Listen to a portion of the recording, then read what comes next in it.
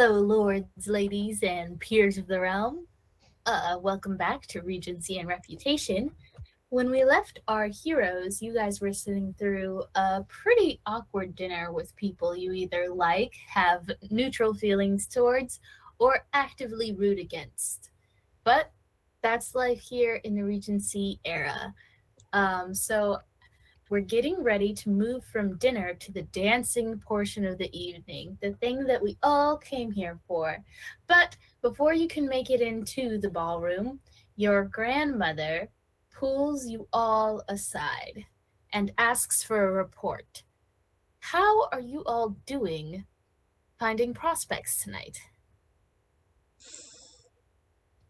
Is she asking each and every one of us individually, or is this like a group?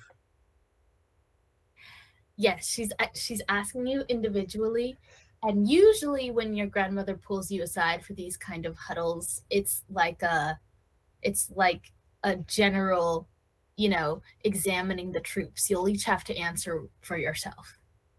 So let's hear it, starting with Theodosia. Have you made any progress, my dear? Quite unlike a doe, grandmother, I think I fancy myself somewhere between a fox and a hound, if it pleases you. My dear, you must speak more literally. I have no idea what you're talking about. And yet, I've heard that the finer of the two sexes absolutely love it when a woman speaks her mind and yet has absolutely nothing to say. I'm sure that'll be quite to your liking. Are you trying to seduce me, Theodosia? Only proving that I have the shiniest coat in the menagerie, and you would be wise to remember what a fine specimen you carry in the stable, the metaphorical stable that is this family. We've now traversed 3 different metaphors, and I have no idea if you have acquired a dance partner. Answer with a yes or no.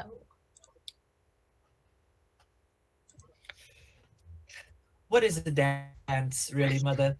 When you think about it, a dance is not quite unlike a game, and it is worth saying I am a master of many games. Okay. Lady Scolthorpe is going to take her hanky out of her sizable cleavage and wave it in front of her face and be like, I'm feeling absolutely faint. I don't think I can deal with you anymore. Abigail, speak for yourself. Unlike Theodosia, I can give you a simple yes. I have acquired one dance, and Abigail is very proud of it. Um, Abigail acquired a dance with, oh no, what is his I name? believe it was the jock. Um, It was oh no, No, it Sherborne. was Sherborne. it was Sherborne. Yes, thank you. Sherborne. Excellent. Excellent job, Abigail. I'm buying you a new dress first thing tomorrow. Oh, well, thank you so You much, see? grandmother. Absolutely, my dear. And Phoebe, how are you faring this evening? Grandmama, I spent the entire dinner saddled with the most irritating conversation partner one could possibly have. Cornelius Basilton writes, and I hope I may speak I hope I may speak frankly, grandmother, the most dog shit poetry I have ever heard in my life. It is impossible to expect me to make dance partners of these miserable children that I have to sit next to. Phoebe, I don't think I need to explain to you after your previous marriage exploits. There are worse things than a dull partner.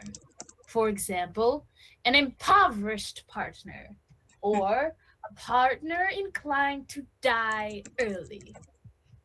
If Well, he what about writes no partner at poetry, all? then I'm sure he's waiting for a sweet young ma'am he can sweep off their feet. Well, he Or will. perhaps not a dull gentleman, but a dull sword. What'd you say? I said, perhaps not a dull gentleman, but a dull sword. If you catch my meaning. Oh. I do. Thank you, sister. Are you using euphemisms in my presence, Theodosia? I would never dream of it. What were you saying, Phoebe? Grandmother, I think Horace and I will take a turn about the gardens during the dance. I think that is most fitting for someone of my situation. I think not, Phoebe. If you're content to be a spinster at the age of 23, she deliberately misremembers your age. I'm 25, grandmother. Yes, that's what I said. Then you will see what this life truly is. You will sit with myself and the Lady St. Clair, and you will play 21, and you will lose deliberately so as to charm Lady St. Clair. Am I understood? Very much understood, grandmother. Right. And Theophile, my sweet angel, how are you doing? Oh, fantastic. Oh, you know. That's wonderful, darling. Making Are the you having rounds. fun? Oh, a grand time. Grand. Excellent, my dear.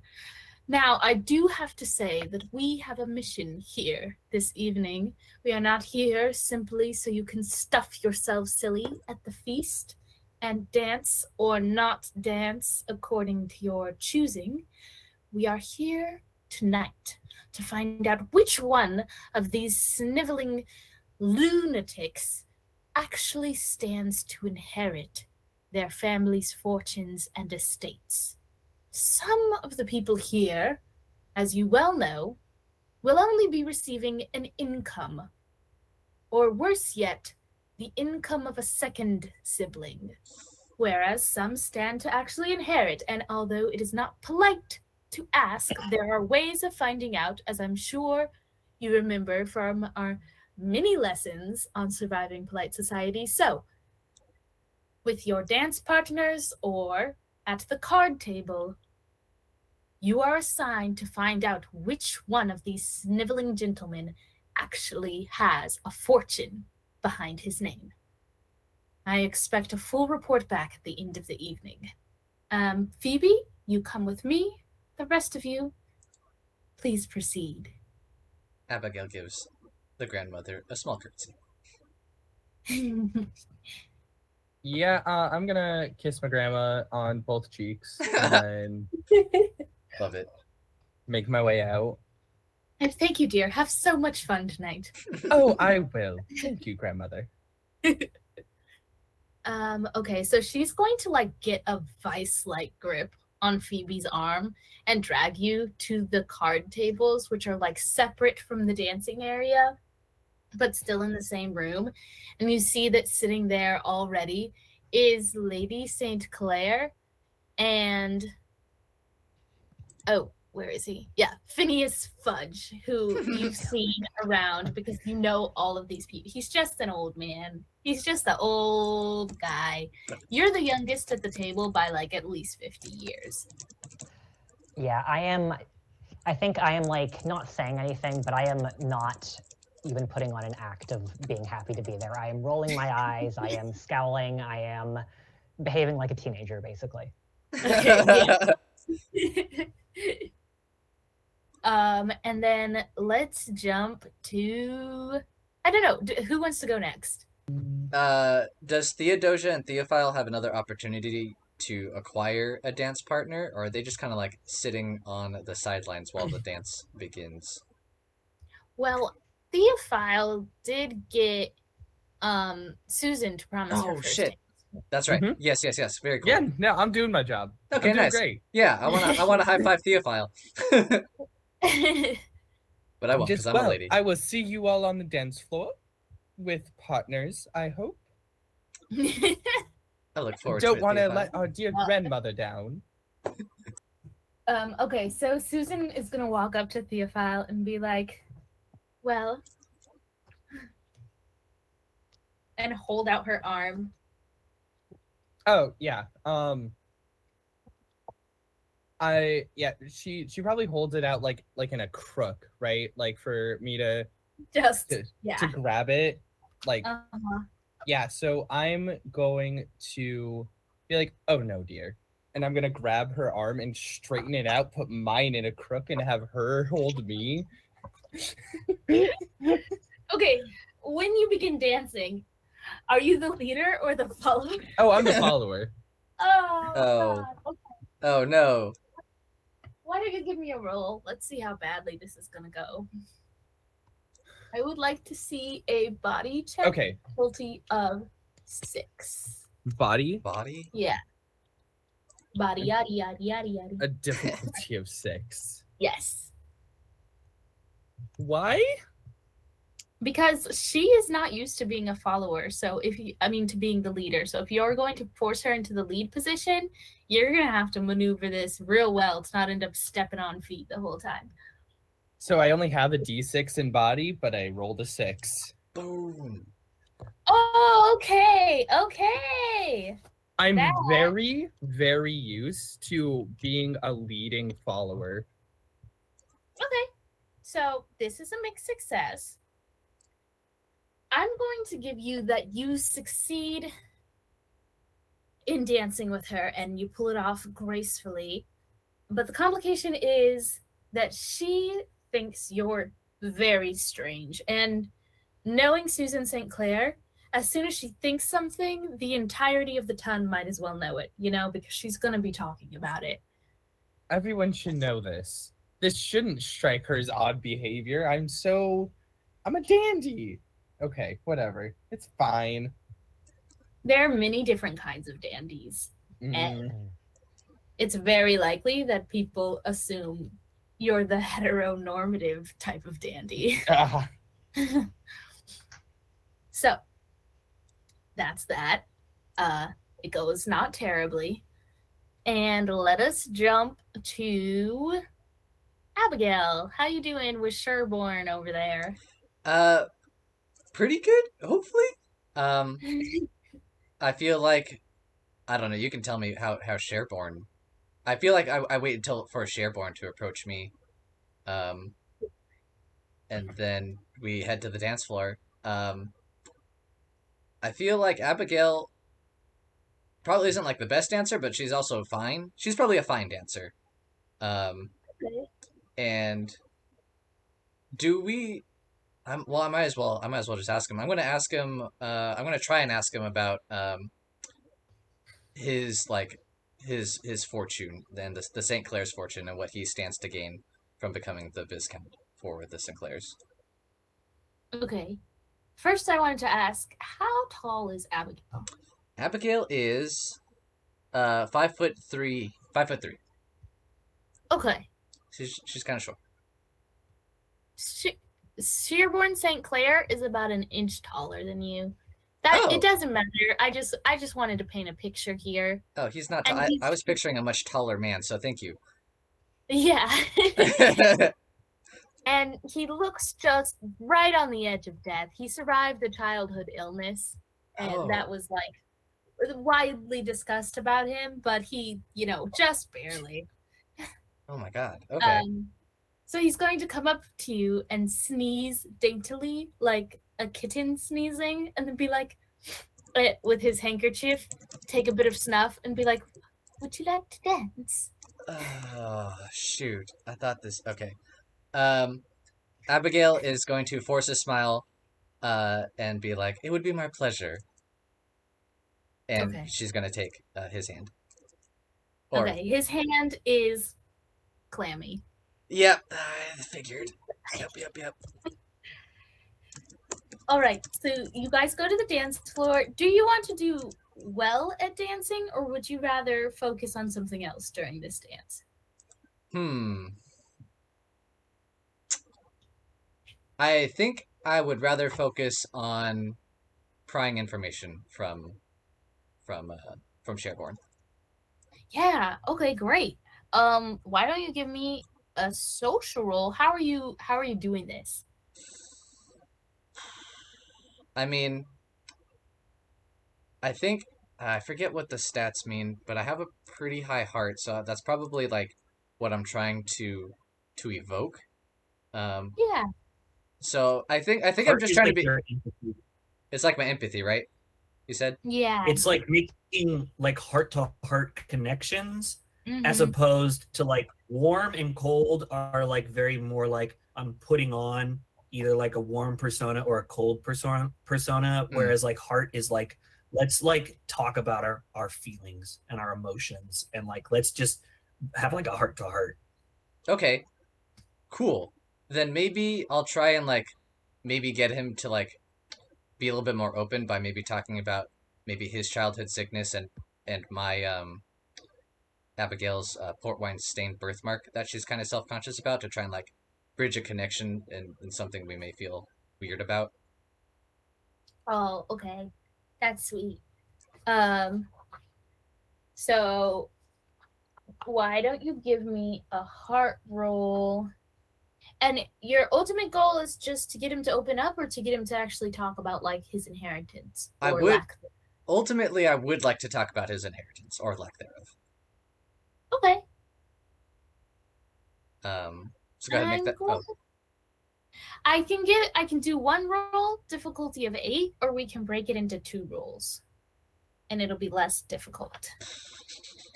um, let's go with 2 rolls. I'm feeling unlucky. Okay. Fair enough. So 1 roll, difficulty of 4 to get him just to open up. Okay. Ooh, I got a 5. Nice. Okay. Excellent. So yeah, he immediately opens up. He's going to be like, "Oh yes, I was very sick for a while, and it was one of those sicknesses that sort of lasts the rest of your life, you know. And well, I feel quite ill quite often, and very faint, especially in crowded situations like this. And well, you're very pretty." Oh, Abigail's gonna be taken aback by that, and she's gonna be like, "Oh, you really think so?" "Oh yes, certainly, Uh, much prettier than anyone else here." certainly you jest. Um, uh, even with my birthmark. "Oh yes, certainly. Did you know a birthmark is a sign of greatness in a past life? Yes, I read about it in one of my father's history books. It means that you've been reincarnated from someone, possibly a queen of Egypt." Abigail's eyes widen, and I think she's feeling very good right now. I don't know how to continue the conversation, but um, Okay. So I think I'll have you do one more roll if you want to pivot the conversation to um his inheritance successfully without it getting weird. And I feel like this one it will be harder to make a heart roll because it's less heart it's to heart. yeah. Um, So I yeah. I feel like I feel like Abigail's lost that motivation to discover any more information and has just like totally like I feel like they're connecting, and I think she just wants to keep it there. Okay, yeah. So she's just gonna dance with him for real now? Yes. How cute. I love it.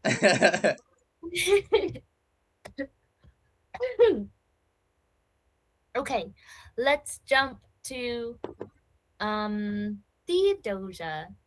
Theodosia, the moment your grandmother releases you, you're gonna hear a psst. I'm gonna turn, see who it is. Horatia is like leaning against a pillar behind you. And she's about to light a cigarette, and then she seems to remember that she's inside and like slips it into her cigarette case and be like, "Come here." I stride chest forward towards her. Yes. Hi. Yeah, I just wanted to see if perhaps you wanted to go to the sitting room. Want and can are two very different things. I'm afraid. I think want to, yes. Will I? That entirely depends, I think, upon how long you're willing to wait. To wait? 5 minutes? Oh, certainly. You made it sound so bad. I'm going to go find who's friendly towards us. I mean, you guys are friendly with the Fletchers and the Basiltons, right? And the Basiltons. And Horatia is part of the Basiltons, Fern? right? Yeah, she's the oldest sister. Fern owes me because I saved their life in France. Mm-hmm. Would I be able to ask Fern for a quick dance to satiate my grandmother's insatiable desire to see me on the dance floor?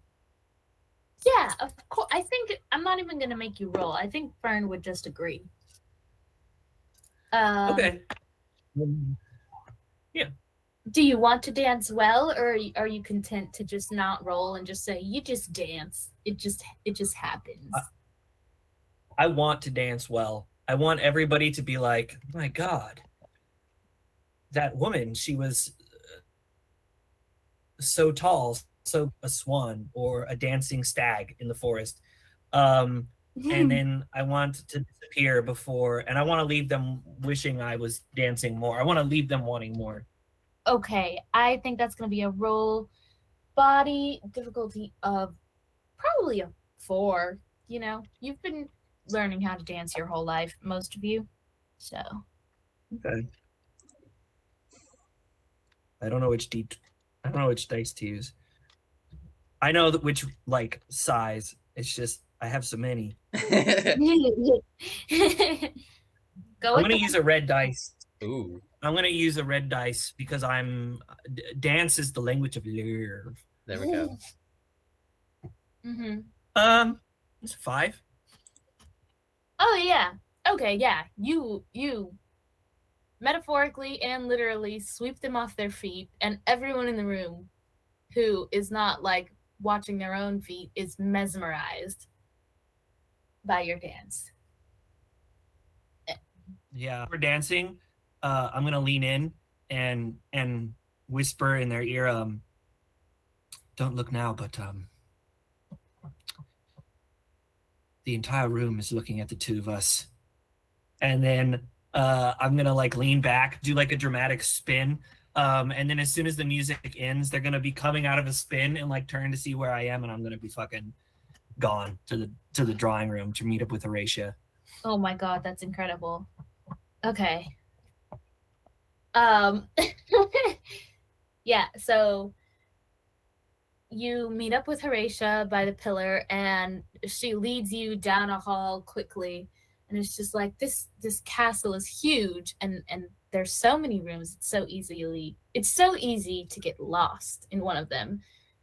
And she's going to lead you to what you've known before to be the blue sitting room. And it was not creatively named. It's very blue. The wallpaper, the furniture, the floor, very ornate, as is everything in the St. Clair townhome. But you see that Vivian Lockhart, who you've seen at one or two of these other events, is already in the sitting room, shuffling some cards and smoking a cigarette. And the moment that Horatia comes in, she's just going to say, oh, good, you found her. Found me? I'll make it clear. Right now, I don't quite enjoy feeling as if I'm being hunted. Make your reason for bringing me here known. Make it clear. Oh, don't worry, dear. We don't have any... This is Horatia. Don't worry, dear. We don't have any ulterior motives or anything. We just thought perhaps you might like to join us for a more interesting game. You know, all the silly dancing games they play in the next room get so tiresome, and well, you've seen the world. What can there possibly be to interest you in a London ballroom? Yeah, I guess I'll reach into my pocket and pull out a stir twirling a cigarette and say, well, if I'm being entirely frank, I was looking to make an exit. I was under the understanding that we would be playing a game for two, but I have learned how to play in a trio in France. Horatio's gonna look at you for a second and be like, oh, well, as long as you're amenable, and then start shuffling the cards out. And you notice that the deck of cards is very interesting in that, like, every picture on the back of the cards is like a nude man or woman, a painting of a nude man or woman, or multiple. But other than that, it's just an ordinary card game. Okay. Lovely. Okay. Do we want to jump back to anybody? Or do we want to do the next part of the evening? I guess, does anything interesting happen during my much less sexy card game? Or is it just kind of sit there listening to my grandmother talk to Lady St. Clair? Yeah, she's going to start pinching you like increasingly hard. And at one point she like writes a note and slides it to you, and it says, "Find out who's inheriting." I think Phoebe is gonna like kind of like scribble a note back. I thought that was Theophile's job. She's going to say out loud, "It's all of your jobs." And Lady St. Clair is going to be like, "What?" And she's like, "Oh, nothing. I was just reminding myself of a task I have to do tomorrow." And Lady St. Clair is going to be like, yes. Lady St. Clair, this is your grandmother. I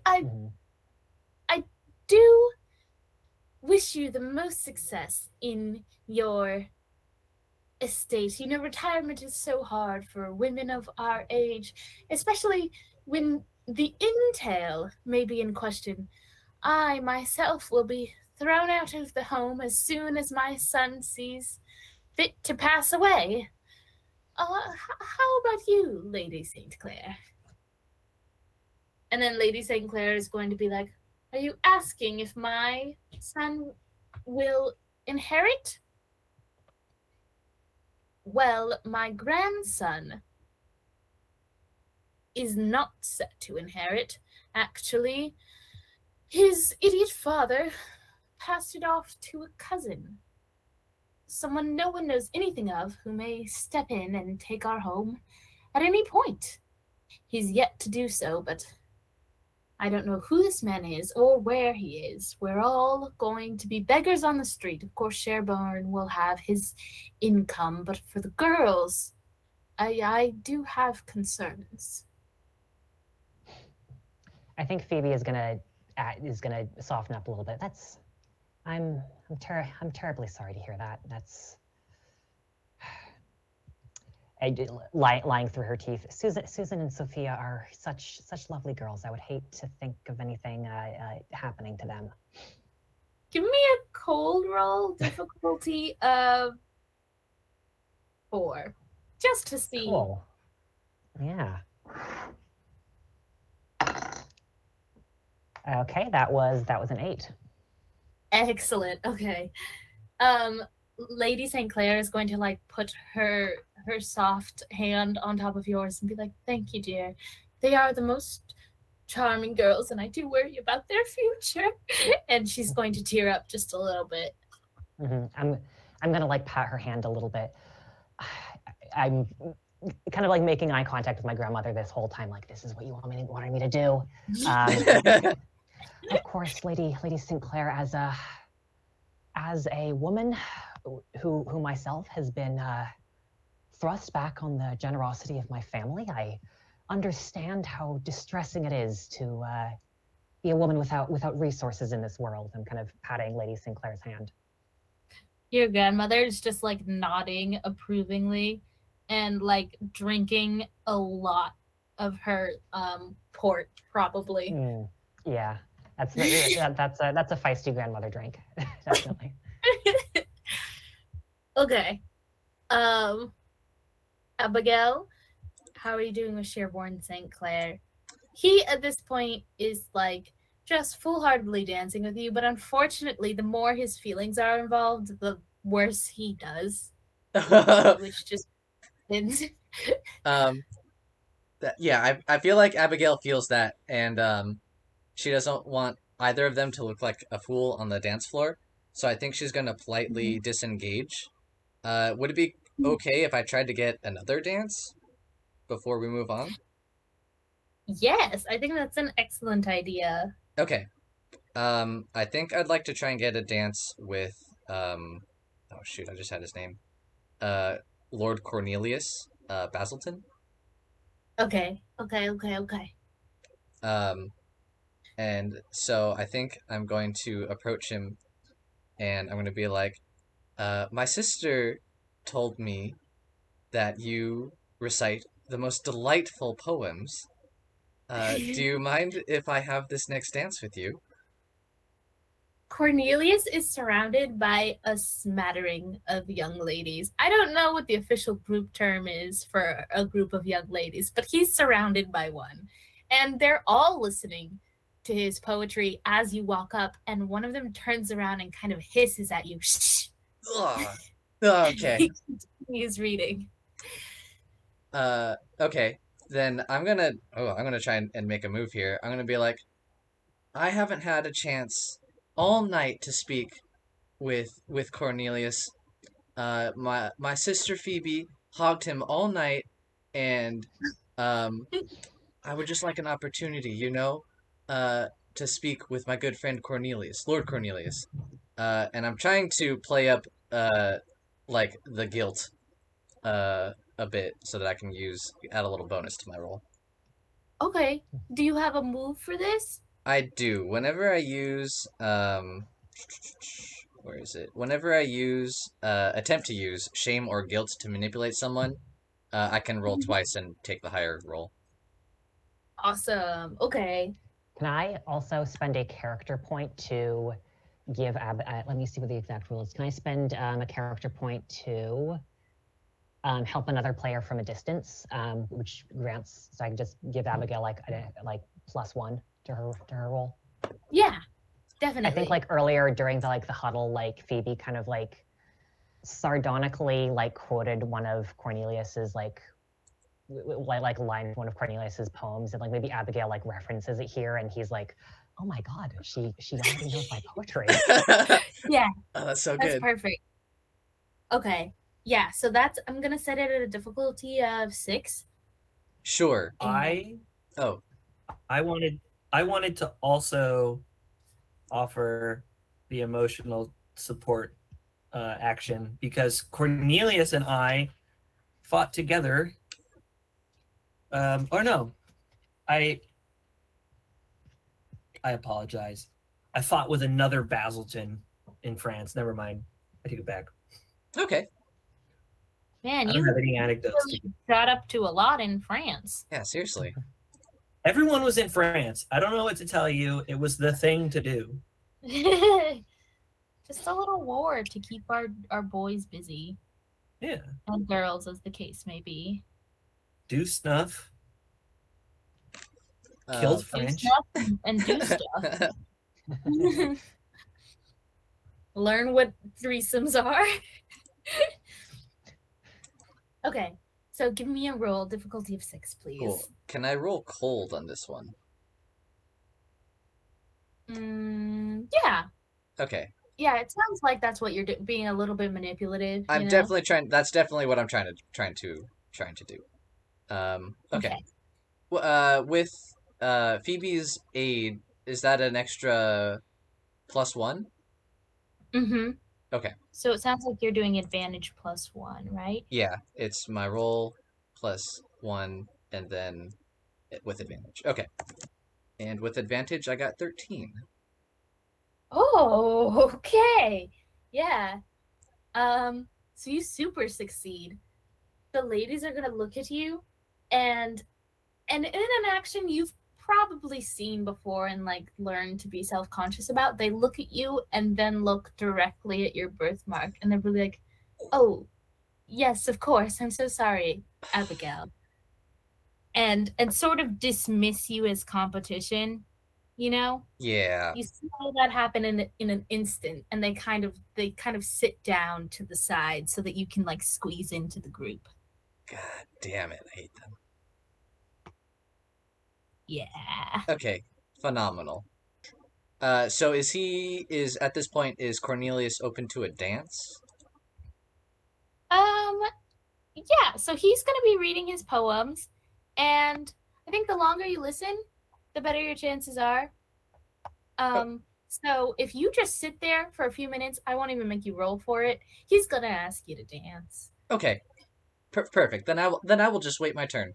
I'll bide my time. Yeah. Okay, so about a few minutes later, he stops reading and seems to look at you and kind of squint. And earlier this evening, he was in love with Phoebe, but he was such a fool, so young then. And he's grown since then and realized what he truly needs in a woman, so he will ask you to dance. Perfect. Perfect. My plan is going very well. Yeah, so he'll lead you to the floor, and he is an excellent dancer. Ooh. He dances with heart and he dances with sensuality, Whoa. which is hard to do when you're doing like a quadrille. But he does. Wow.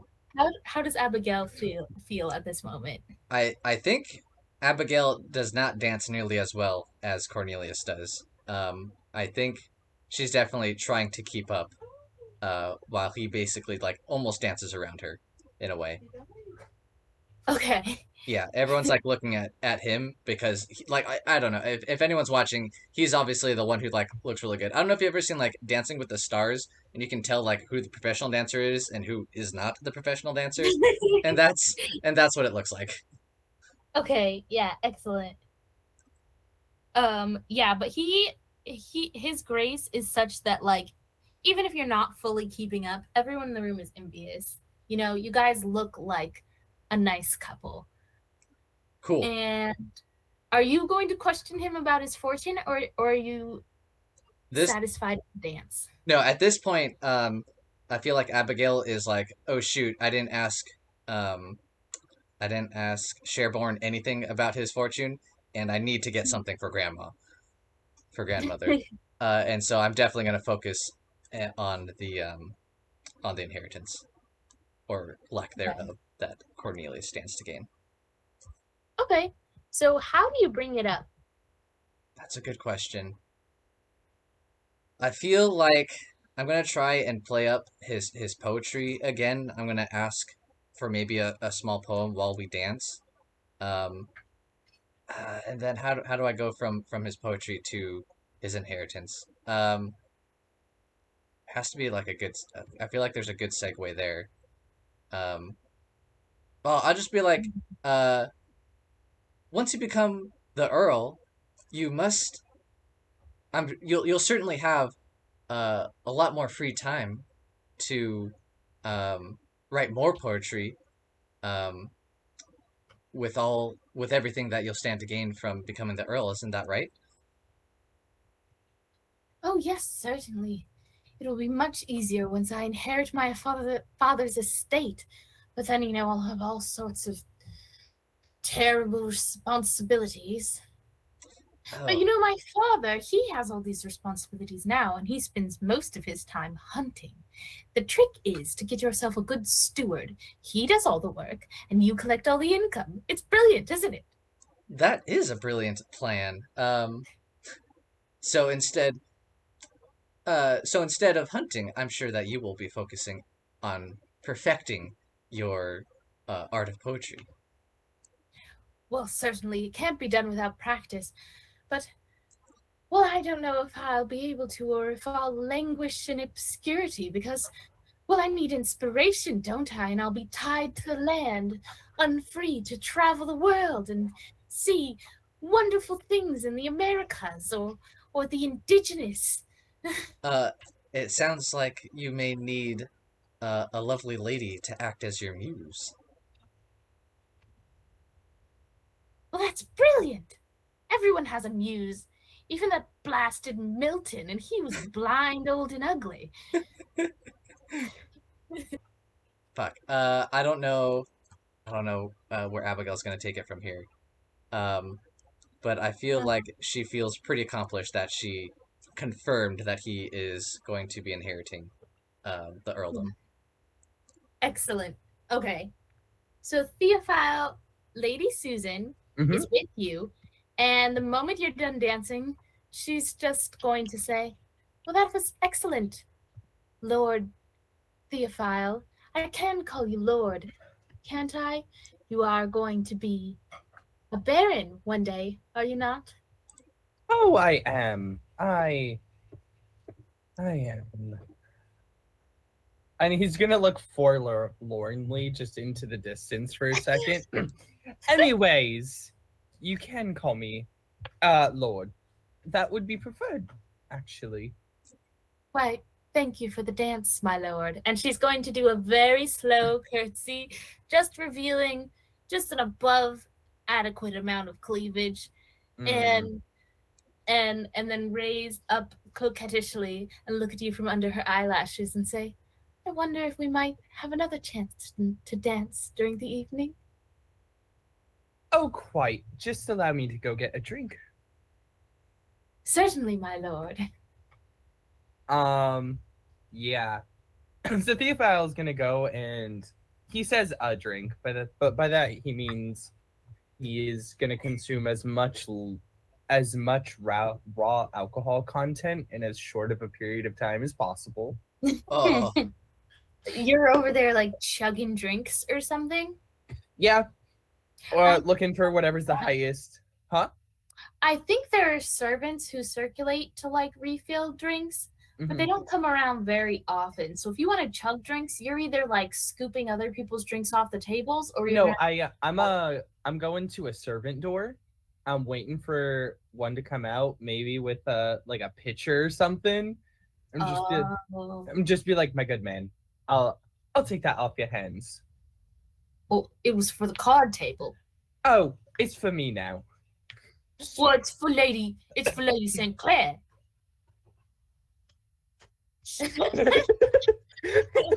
Okay.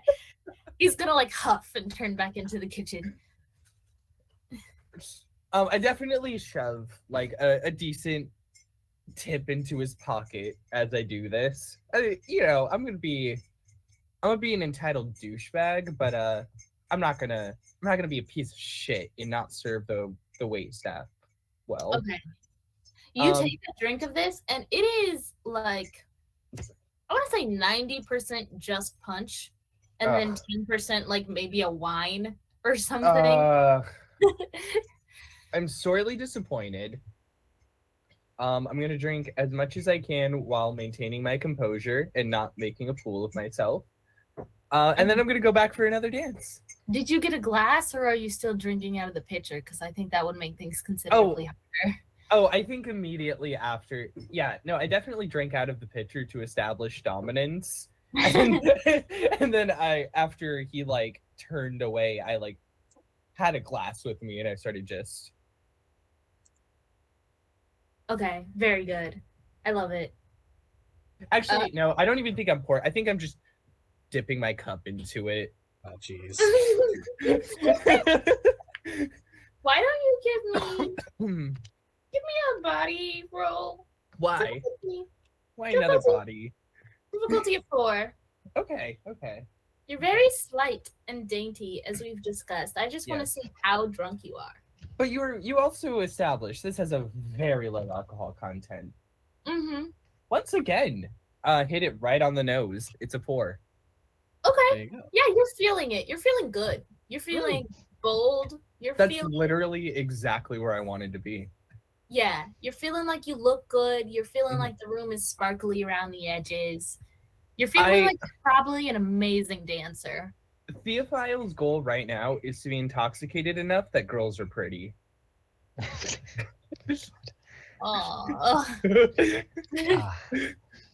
You have an aesthetic appreciation for all of the women in the room. Congratulations. Yeah, no, see, there we go. Yeah, I don't think it could really get past that point. Yeah. But, you know, he can... It's pretty easy to spin the aesthetic appreciation into a flirt. Okay. Yeah, so he's going to go back and dance now. Okay. Do you have any goal with this dancing, or you would just like to vibe? This time he's really trying to win her over. Oh, okay. Why don't you give me a warm roll to see how you do in that endeavor? So he will lead this time, because I feel like he kind of picked up that she thought it was too odd. He's like, I thought she would think it was charming. Women typically find it charming, being able to have control for once. So that was a 9. Okay. Yeah, so you do pretty well. I didn't put it as a high difficulty because, again, you are set to inherit. So like that alone gives me kind of like a passive modifier in a sense. Yeah, pretty much. Yeah, she finds you just so charming. Fantastic. So charming. All right, and then remember, last session I did briefly discuss that I'm like not that interested, but have to do my duty with her, right? You didn't discuss it with her. You I thought I said something. Okay. I'm pretty sure you discussed it with Sarah Fletcher, which is a different person from a different family. You're just putting your charms all over the place, aren't you? Fantastic. I think, no. I'm just getting my Sarahs mixed up. Okay. Yeah, so she's charmed. This is Susan. Susan. I'm getting my S's mixed up. There's too many.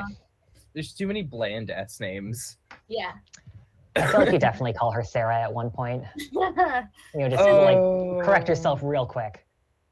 Sarah, I mean Susan. Susan, I'm so sorry. I have a servant back home, Sarah, who looks like a not as beautiful version as you. But still similar. And I got it fucked up. Sorry. He's just gonna kind of like simper and be like, not at all. Okay. I mean, yeah, that was. I think I achieved my goal there. Okay. Theodosia, how you doing in the room with the ladies? It's me and Horatia, and who is the third? Vivian Lockhart. And while you guys are sitting there, oh yeah, Margaret Basilton is gonna come join the party. Second daughter of the Basilton family, as you know, of course. Okay, Margaret Basilton, Horatia Basilton, and Vivian Lockhart. What do I know about Vivian? Who is she? She's not part of one of the families that we are acquainted with. No, she's not. She is a presumed spinster at 29 years old, and she's beautiful. And during her seasons, there were a lot of rumors about her with like this or that person, but nobody actually proposed. So there were some like really vicious things going around about, well, she probably had like an STD or something, and that's why nobody wanted to marry her. And so now she's a spinster, and she still goes to every one of these events. But you've probably never talked to her before. Okay. I am going to be like, oh, Margaret, lovely. You're here just in time for the party. And I am... At some point, while all of the other stuff was going on, we have like sent for them to bring like a bottle of port to the room. I'm like pouring little thimbles of port wine for everyone, trying to get everyone liquored up. And I'm saying to everyone, well, this is quite a collection of women, I would say. And then I'm going to like raise a little shot to everyone, hopefully get everyone to do a shot. But I want to get everyone kind of loosened up so that I can ask them some questions, because I have some questions for everyone. Okay. I think give me a warm roll and difficulty of 4. That's gonna be a 9. Ho ho ho ho. Yeah, you get this party started. They're down in those shots. They're drinking that port. And before you know it, they're feeling pretty loosey-goosey, and they're just like telling stories and secrets and stuff. And you realize it's quite possible that these 3 women know literally everything. Excellent. Then I am going to speak and raise a toast. We take a shot of this port wine, and I say, "Women, as you may or may not have heard, I recently returned from some time overseas in France, at Waterloo and such, dealing with that repugnant bastard Napoleon. And whilst I was away, it became dreadfully apparent that gentlemen do, in fact, tell many stories. I would wonder if they would find it quite as kind if women were to tell such stories about them. But since women are precluded and often shunned, it seems, in fact, for unlawful carnal knowledge, I think perhaps the thing that men covet most beyond their endowments is their reputation and maybe perhaps their inheritance. And then I'm going to put like my hand behind on Horatia's tricep and be like, Horatia, Cornelius is posed to inherit the earlship, is he not? Yeah, I'm not gonna make you roll for this one. Horatia is just gonna laugh and be like, yes, little brother is set to inherit. None of us will be homeless. And then Margaret's gonna laugh and be like, we're set for life. And then I point point to everyone else and I say like, well, then we're at a party full of gentlemen who will be making advancements in the world between Cornelius and Sherborne. And then when I say Sherborne, I'm gonna linger a little bit on his name and like look at Vivian Lockhart to see if she says anything when I bring up the name Sherborne. Okay. She's gonna say, are you asking who here is set to inherit? Are you in the marriage market, Theodosia? Not so much a marriage as a partnership, I think. Partnership. Yes, well, Sherborne is not set to inherit. It's some cousin. Oh. Well, that is quite the story. Do you know the name of said cousin? Oh, nobody Vivian. knows his name. He is a mystery man to us all, but I'm sure one day he will appear and kick all the St. Clairs out of their beautiful townhome. And I'm going to saunter over to Vivian and pull the same like hand on the back of the arm move to her and be like, that is surprising. A woman like you, Vivian, I was under the impression that you knew everything. You wouldn't happen to know about, and at this point, I am going to bring up someone who I don't know if they're at this party or not, but they are part of our circle. I understand Frederick Bartlett is inherited or is rumored to be the future Earl or a future Earl. Yeah, he's here because remember he was talking with Phoebe earlier about croquet. It's that guy. Oh, he was the annoying jock. Yeah. Okay. Is he set to inherit? She's like, my dear, I can tell you about everyone. Frederick is set to inherit the earldom. Cornelius is, of course, and she's gonna nod to Horatio and Margaret, and they're gonna like clink their glasses. And as for the Dunn family, Seth is set to inherit their little estate, and well, the Fletcher sisters will be kicked out, of course, when their father dies. They don't have a brother. Sherborne St. Clair is not set to inherit. Now, if you're looking for a partner, Lord Trowbridge is someone to consider. He already has his estate, and sure, he's old and quite perverted, but if it's just a marriage of inheritance you're looking for, he's your man. And you're gonna see like a bit of coldness enter her eyes.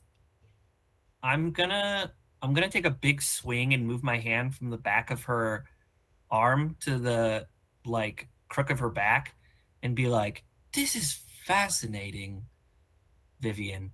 Do you think perhaps the two of us could exit for a brief moment to step outside and take a cigarette where we might continue this conversation in private? Get a bit of fresh air so we can keep drinking, as it were." She's going to shrug and toss down her cards. Well, I am the spinster of London. I don't need a chaperone. And then she's going to get up and turn out.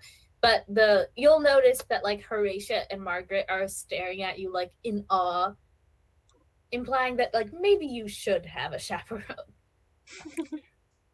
Yeah, and as soon as we get out onto the veranda with the beautiful view of London, I'm gonna like light her cigarette for her with like the match and everything and get everything going. And then I'm gonna say, there's only one final rumor, Vivian, that I'm interested in uncovering tonight, which is why someone as exceptionally beautiful as you has the reputation of being a spinster. Okay, why don't you give me, well, why don't you tell me, is this warm, is it cold, is it hard? I think I'm being vulnerable. I don't know if this is vulnerable enough to be a bonding move, but I want to say that I'm opening up more than just putting on my schmoozing. So I think heart. Okay. Yeah, I'm gonna set it at difficulty of 8. Ooh, I only have an 8. So we'll see how this goes. Damn. I got a 4. I have 3 character points to burn. But that's not going to get me high enough. That's still going to be a 7. Are you going to take the 4? Yeah, I mean, I said I was taking a swing. So, you know, I took a swing and I missed. So, yeah. I'll take the 4.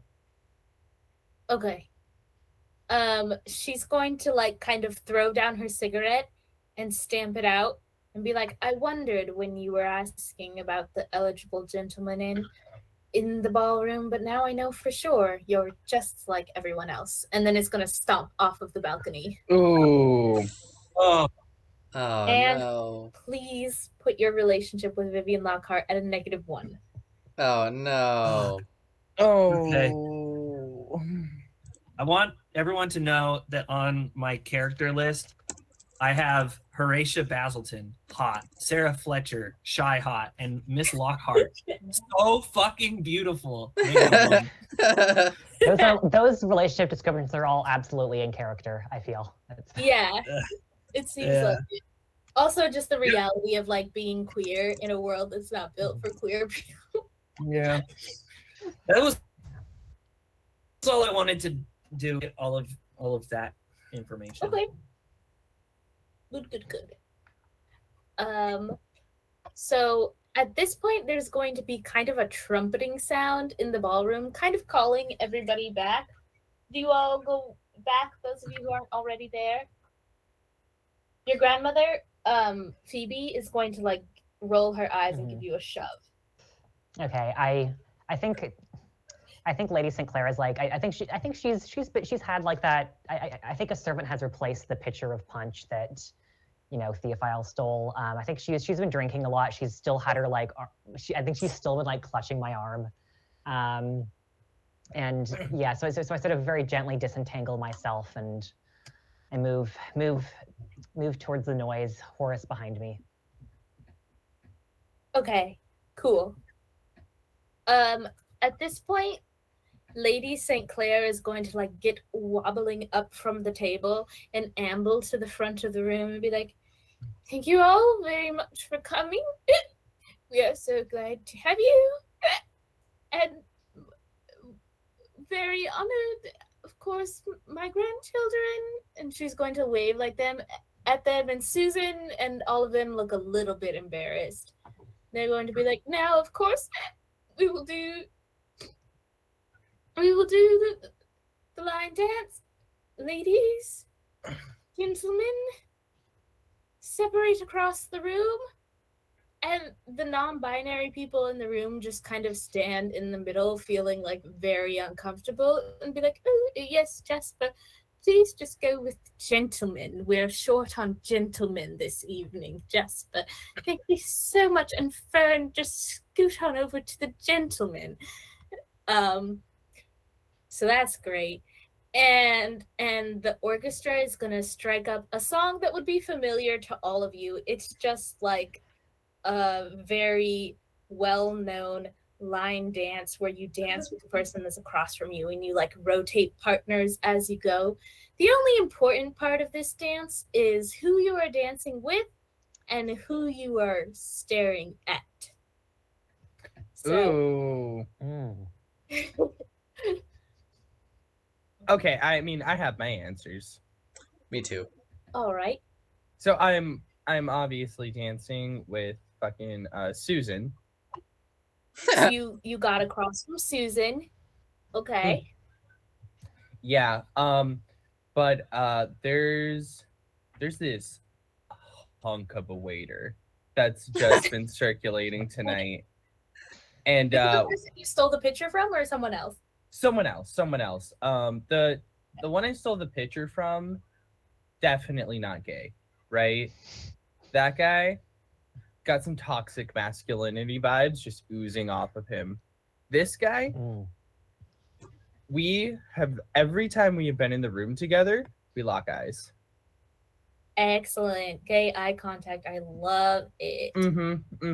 Yeah, so during this, he's probably like off in a corner, like with some refreshments or something. And our eyes are locked the whole time. Okay. And Abigail. Yes, I think I end up dancing across from Cornelius, Lord Cornelius, since we were like the most recent dance partners. But Abigail is definitely looking at Sherborne. Oh, okay. Saucy. And Phoebe, how about you? I think Phoebe, once she's realized that this is kind of, you know, the same, like, oh, you know, marriage market kind of dance. I think I want to try to make some kind of roll to escape. And I want to use the move, "Have you ever seen me without this stupid hat?" And I want to somehow use my best friend and confidant, Horace the Peacock, to help me get out of this. Okay. Oh, that's so good. What is Horace doing to help you get out of this? I think Horace is, I think kind of didn't quite manage to follow me onto the dance floor as this kind of was crowded. I think he has been inside for a long time. He's getting nervous. I think he flies into a window, kind of squawking loudly, and I'm going to be like, "No!" And I'm going to like rush towards him and try to leave, kind of escape from this crowd of people without my grandmother noticing. Have any of you heard a peacock squawk before? It's loud. Yeah. It's so ethereal and loud. It's like I had a peacock friend in high school who walked me to school every day. He would not super often, but every once in a while he would squawk goodbye. That's adorable. That's really cute. I named him Kevin. He walked me to school for a solid 6 months. I remember Kevin. So good. Okay. Yeah, I walked like a mile to school. He met me halfway there, walked me up until a half block away. What the fuck? Okay. That's the coolest thing ever. Cool. Damn. So Phoebe, this sounds like a mind roll.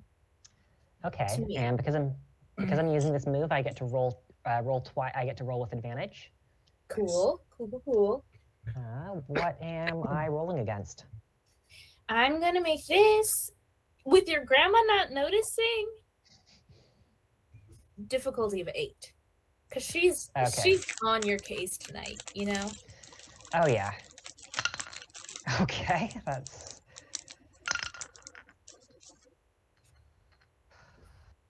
I rolled twice and I got a 3 both times. Oh. I was rolling a d12 to be clear. No. It's still a 3. Oh, because he's the move. Okay. Oh, was it difficult? Difficulty of 8. I am going to offer you a favor. All right. I think when you're like trying to escape, Fern notices you and kind of like does like a psst or like a like coughing thing to like draw attention to themselves and be like and just really plays it up. So if you want to succeed, I'll let you succeed, but you are going to owe Fern a level 3 favor, which is essentially a life debt. Because this is we play high stakes in this ballroom. I think Phoebe is gonna think about the consequences of that later and is just gonna kind of like briefly like I feel like doing like a thumbs up is ahistorical, but is kind of like very briefly gonna like flash a smile at Fern, like the first smile she's had all night. And it's gonna like she should just be like Okay, so please write down somewhere that you owe Fern a level 3 favor. I will make a note of that. All right. And Theodosia, what's your situation in this line dance? Well, on the topic of Fern, we were dancing earlier. I was going to either dance with Fern or Jasper. Okay. Like, I think in my ideal world, like the 3 of us just like break out into one of those spinning dances where people just hold hands and go, and they go around in a circle. But I don't think that's going to happen. I think with this kind of dance, it's not even possible. It's so intricate and it's so ordered, you know? So yeah, I think I'm going to be dancing with Fern and telling them like much appreciation on the assist with my sister, and like chatting with them and like apologizing for disappearing earlier. And the whole time I think my eyes are going to be on Miss Vivian Lockhart. Okay. Excellent. So we're at the ball. You have your partners or lack thereof. Phoebe successfully escaped. Your grandma did not notice you at all. Phoebe, where do you go when you go to hide? Do you have a player townhouse already? I mean, is there like an area like outdoors, like a garden or something that I can sort of escape into where I can like hide? There is a terrace that leads to a courtyard that leads to a fountain that leads to several gardens. Okay, I think I'm kind of hanging out by the fountain, making sure Horace is okay after his entanglement with the window. I think he's fine, but I'm like letting him sip a little bit of water from my hand. Excellent. I'm wearing all black, so I blend into the dark garden. How are you feeling overall? I mean, not fantastic. I think Phoebe wasn't lying earlier when she said, like, this is, like, feels kind of embarrassing for her because she's, like, at the older end of all of these people, and she was married, and everyone kind of knows that she married someone below her station, and that's kind of part of the reason why she's been avoiding going out into the dance floor, because she doesn't want to get rejected. Oh, okay, for sure. Okay, really good. You guys inside are dancing, and the song ends without any major mishaps. Is there anything else you guys wanted to do before the evening is over?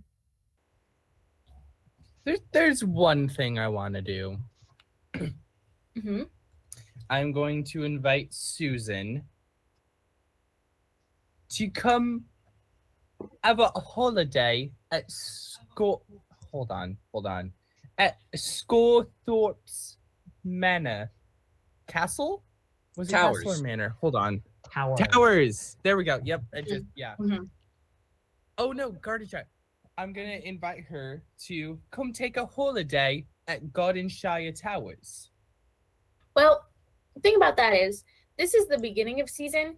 You yourself won't be going home until the end of the season, which is a few months from now.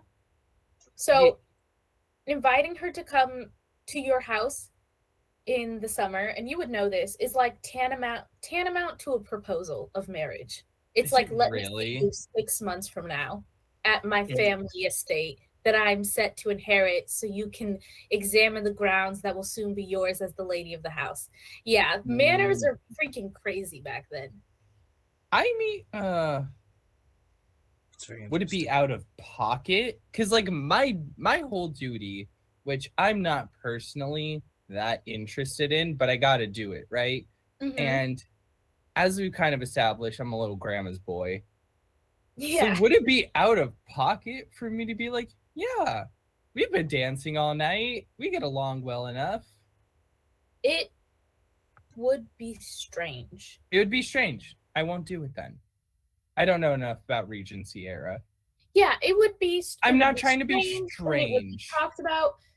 Let's think about this in terms of a game, because that's literally what it is. If you're courting somebody, you're gonna want to talk to them at like probably 3 balls. You're gonna want to promenade with them regularly, which is where you walk around the park. So everyone. Oh, okay. No, okay. No, you're gonna want to take tea with them, meet their mother. I know what I want to do. Okay, I know what I want to do instead. Okay. I am going to ask her out for something. Something that is like obviously romantic, but not like something you would definitely take a girlfriend on. You know what I mean? Yeah, you can have some promenade with her. That's like a date. Fantastic. Yeah. Yeah, we'll do we'll promenade. Okay. But first, you would probably want to announce your suitorship by coming to her house for tea the next day. Oh, first? Okay. I guess. You gotta sip tea before you can walk, and you gotta walk before you can get married. Then I guess that's how the saying goes. I'm gonna go to her house for tea because I want to meet like her parents and stuff, right? Yeah, but that's not until the next day. No, yeah, for sure. So I think the only thing I would really care about, other than probably trying to fuck this hunky waiter in a closet somewhere, is probably making my intentions clear. Just, are your parents busy tomorrow? My parents are out of town at the moment. They're touring France. And they're off to Rome. They love to roam, do they? Okay. Well, that makes intentions a bit more complicated there, doesn't it? If you're looking for my chaperone, my grandmother is functioning as my chaperone for this season. Oh, fantastic. Will she be home tomorrow. We both will, my lord. Oh, fantastic. You can expect me around tea time. Excellent. And then like smile just a little too big for like politeness, and then like turn away. Yeah, no, with that, I was gonna be like, and with that, I take my leave from you this evening, my lady. And then I'm gonna start sniffing down that waiter. God. Okay, I wish you had phrased it differently. Why don't you give me a warm roll? See if you can flirt this handsome man up. Oh, okay, that's what it's for. Fantastic.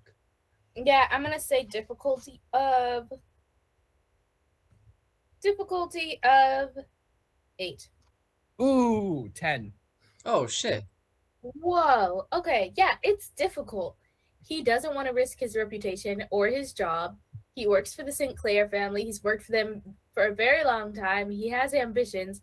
All of these weigh against sleeping with you in a closet, and yet your charm is such that mere 5 minutes after he raises all the objections, you guys are getting dirty in a closet. Congratulations.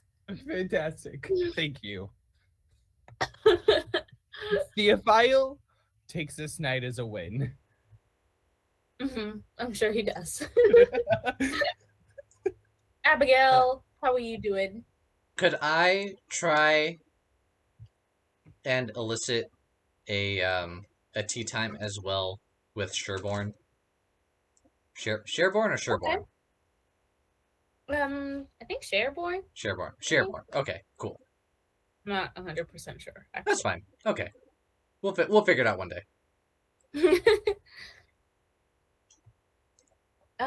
Yeah. This is a difficulty of 4. How are you doing this? Warm or heart? I think I'm gonna try and go with heart. I'm gonna try and kind of try and get to that same place that we were at when we were dancing, and see if I can't, see if we can't continue, our conversation or the moment that we were in. Okay, yeah, give me a roll, please. Okay. Like difficulty of 4. Okay, so I'm gonna go with a heart on this guy. Well, okay. I rolled fucking hell. I rolled a 1 with my +1. I got a 2. So.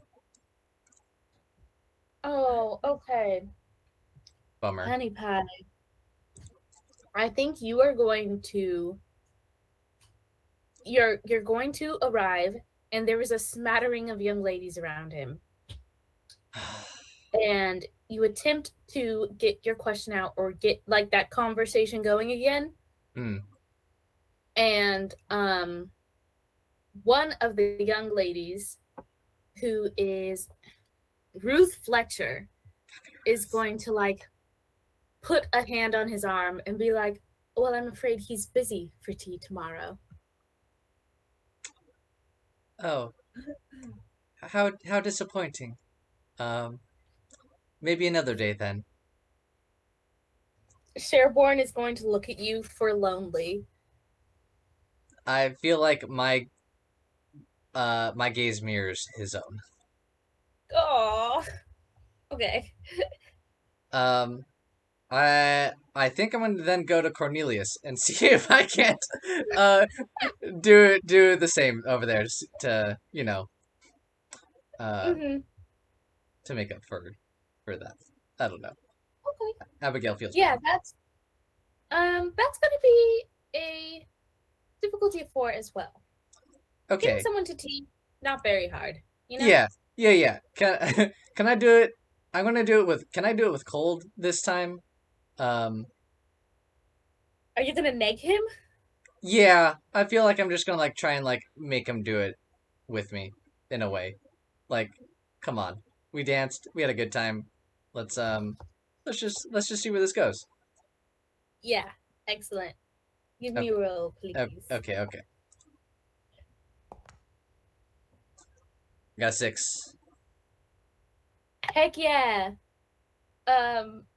Cornelius looks taken aback, as if he's never been spoken to in this manner before, and intrigued, and a gleam enters his eye, as if a latent masochism deep within him has arisen to the surface, and he says, "Yes, of course, my lady." Cool. Abigail smiles, but she doesn't feel good about it. She feels good that she did it, but also like she would definitely doesn't want to do this, go on this tea time date with Cornelius as nearly as much as he wants to go on the date with Shirkor. Oh. Okay. So excellent. And Theodosia, how are you doing over there, dancing with Fern, staring at Vivian? Well, I think the dance wraps up, and I think I'm looking over at her, and I think as the night kind of winds down, Lockhart kind of makes her exit, and I am going to focus less on obtaining any more personal goals, and I'm just going to scan the room for Grandma, and I'm going to make a beeline towards her as soon as I spot her, and I'm going to try to intercept her before she can ruin what any of my other sisters have going on. And I'm just going to say, "Oh, Grandma, well, I'm so happy that the event is over. Well, not happy that the event is over, but happy that we finally may have a chance to speak. We have much news to discuss, I think." And then I'm going to kind of pull her aside and tell her about who is and isn't inheriting what. Okay, excellent. She's flabbergasted at first at being pulled, and then she's like, what are you doing? I need to go find Phoebe and make sure she's dancing. What are you doing to me? And then you pull her aside and capture her interest with this news, and I'm not going to make you roll because it's literally all she cares to know. So that's that. And then as we reach, I don't know, close to 2 a.m., your grandmother is going to call the carriage round, and you all pile in and travel home, and probably subdued and quiet and thinking your own personal thoughts. And your grandmother, who had quite a lot of port wine, would normally be questioning you at this moment, but she's happy with the information she got from Theodosia, and also just very tired. And so she's going to let you go to bed without harassing you. Hell yeah. Oh, lovely. Oh, that's really good for me. Okay. So now we're going to move into a third phase of gameplay. So there are 4 phases: the preparatory phase, which we did, the event phase, which we did. Then there's the reaction phase and the epistolary phase, because letter writing is a huge part of the Regency era. So it's got its own phase. Interesting. Yeah. So for the reaction phase, I'm going to say this happens next morning at breakfast. First of all, your grandma is going to question all of you about your results from the evening, marriage prospect or information wise. Oh, I'll pipe up immediately because I'm a little grandma's boy.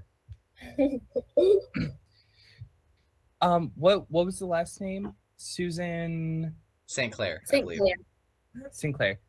Oh, I'm going to be popping down to Susan St. Clair's for tea today to meet with her chaperone grandmother due to the fact that her parents are touring France. Your grandmother is leaning all the way on her elbow, and in her hand is a piece of ice that she's just rubbing over her forehead, and she's going to pat your hand and be like, "Excellent, my dear boy. I knew you can do it. And while I don't know who is good enough for you, well, she certainly has a fortune." Nobody, grandmummy. Nobody. Of course not, my darling.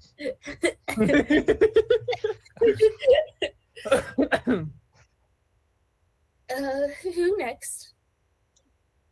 I guess Abigail will pipe up because she's also pretty proud of her accomplishments for the night. I think Abigail will be like, I had 2 dances, one with Lord Sherborne St. Clair, and another dance with Lord Cornelius Basilton, and I have plans to do tea with Lord Cornelius later today. Excellent work, dear. Excellent work. And, I believed in you the entire time. This is just wonderful. Both boys are just wonderful. I do need to emphasize what your dear sister Theodosia told me last night, though. Sherborne St. Clair is not set to inherit.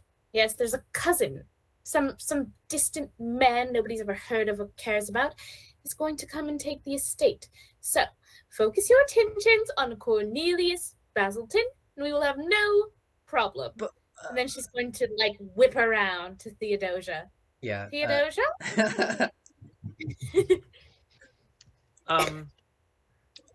Yes, grandmother, I believe the game was set and the rules were such. Find a dance, get the information that you so required about the inheritances. I have delivered on both accounts. Thus, my debt has been fulfilled. And then I'm gonna eat a fucking. Did you dance with? Tangerine. I danced with Fern twice. Fern. And she's searching visibly for who this person is. Right. Yes. Fern Dunn of the Dunn family. Untitled. Not set to inherit. Barely has a dowry, my dear. Fern would be a drag on the family accounts. We would be forced to support you for the rest of your days. And what would be the fault with that, grandmother? Surely not all of us are meant to marry for posterity's sake. I quite agree with Theophile. You're very wise, but we must look at the options, mustn't we? Abigail is doing very well. You yourself are doing very well. And there we go. 2 of 4 doing very well. I don't see the harm in 2 marrying who they care to marry. My dear, you are so young and so sweet. You must know that a million things will go wrong in your life.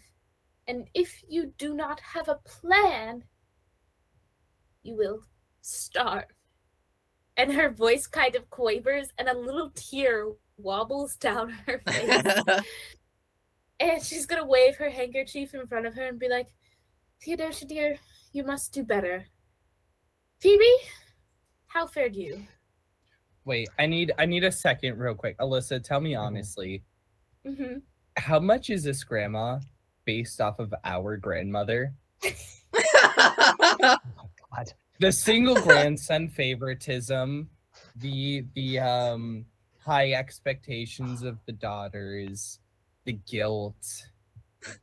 I'm not sure if you realize it, but she feels heavily based off our grandmother. I'm gonna say 2 things, okay? First of all, any relation to any person living or dead is merely coincidental. Say that on recording. Okay. Second of all, I only have experience with one grandma in my life.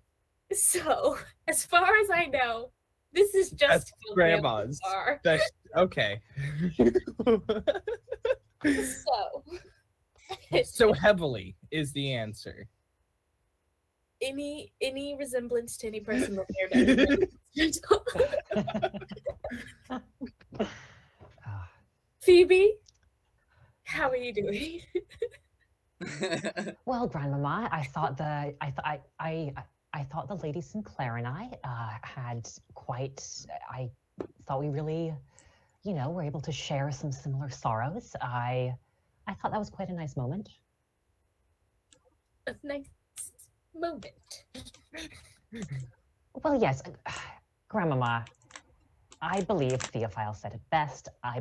Listen, not all of us are set to make good marriages. I am, by the standards of most, past the best marriage, past the age of marriage.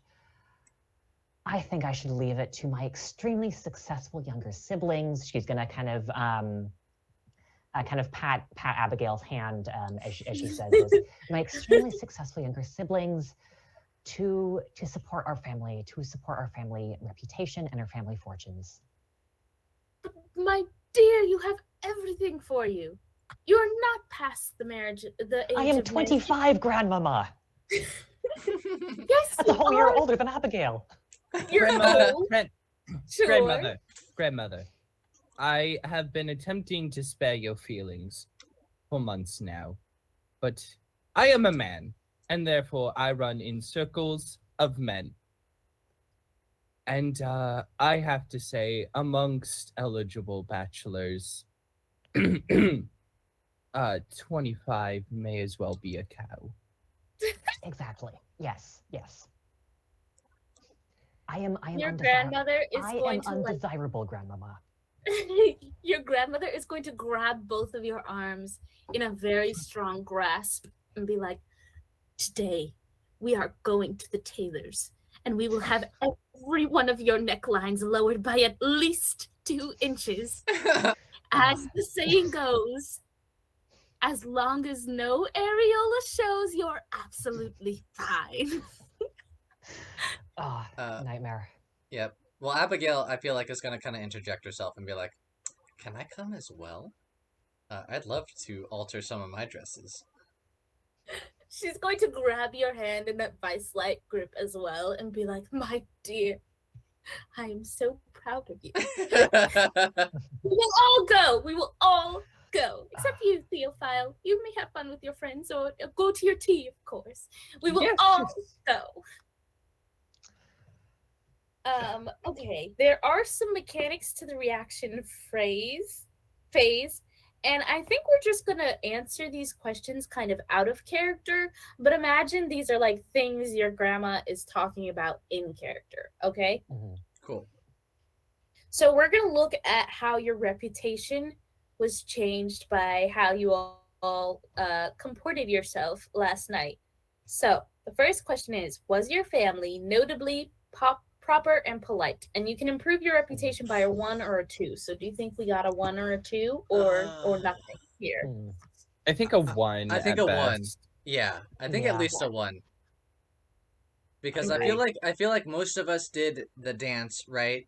And then Theodosia looked really good when she was dancing. And then Theophile and Abigail were there consistently. Right. Yeah. So I think 1 is pretty good. Yeah, I think so. You weren't outstandingly, proper and polite, but you were. You were good. Okay, second, was your family notably entertaining or charismatic? This one, I'm going to say not the eyes of the entire ton, but in the eyes of individual people, and then add those all together. How do you think you did? Ooh. Yes. I feel like a 2 then. Yeah, if we were going to do individually for each of us, I feel like each of us individually did very well with our individual actions. I want to say a 2 as well, but I do need to remind you that one relationship was lowered to a -1 last night. Oh. But also Vivian is kind of a little, not like an outcast, but kind of a little bit like, oh, she's a spinster. Oh, it's so weird that she's not married. That's true. Well, that's also like a separate one, because there's one about was your family rude? Right? Yeah. This is not about whether we got people to like us. Okay. This is about, were we entertaining and charismatic? Were we fun to watch? Okay. Are we like a story? Okay, here's the next one. If there was a game or a competition at the event, did someone from your family win? I want to say there was not a game or a competition, but you guys did very well with dancing, which is kind of like an unspoken competition. So I would say maybe a 1. Were the cards that Theodosia? Were the cards not a competition? Well, did you put any like roles into winning? I guess not. Not me. Not the cards that I was playing. I was talking about like Phoebe's cards? Abigail. Yeah, but we didn't even really talk about how the game was going. Okay. That's fair. So I would say that's a 1. Yeah. Just for the dancing. Cool. I think 1 is fair. Okay. Oh, here's one. Did your family secure a marriage proposal, business contract, or notable ally? Improve reputation by 2 or 4 if they were higher class. I don't think we got this one. What do you guys think? No. No, Not I yet. don't think we hit it either. Yeah. Okay. Now, these are the ones that will lower reputation. Was your family rude or cruel? 1 or 2? 1. No. I don't know for our whole family. I don't feel like... No, but if we're looking at it from an individual basis, like we did with the other, which is the only fair way to do it, we did have a relationship be lowered. So I would say we deserve at least a 1. But didn't Devon also have a reputation be raised? Or no? But the question isn't, did your family balance out? The question is, was your family rude? I don't know. I feel but like our family wasn't rude. I was rude. Exactly. No, and once again, if we're looking at it from an individual basis, one of us was rude. Yeah, but I feel like we should. I feel like it's a 1. For that other one that did we take 1 or 2 points for the one that you're talking about, Zach? I think we took 2. Did we take 2? Well, the other thing is, we took 1 for it, and it was because all together. I was gonna say if we only took 1 and like 75% of us contributed to that 1 point, I feel like we shouldn't necessarily take 1 point because 25% of us contributed. No, yeah, that's fair. No, okay. Yeah, that's fair then. No, yeah. But I see what you're saying. But I feel like just because Theodosia maybe have ruined a relationship a little bit, especially on someone who isn't like super important. I feel like we don't necessarily need to detract from our reputation in this case. Okay.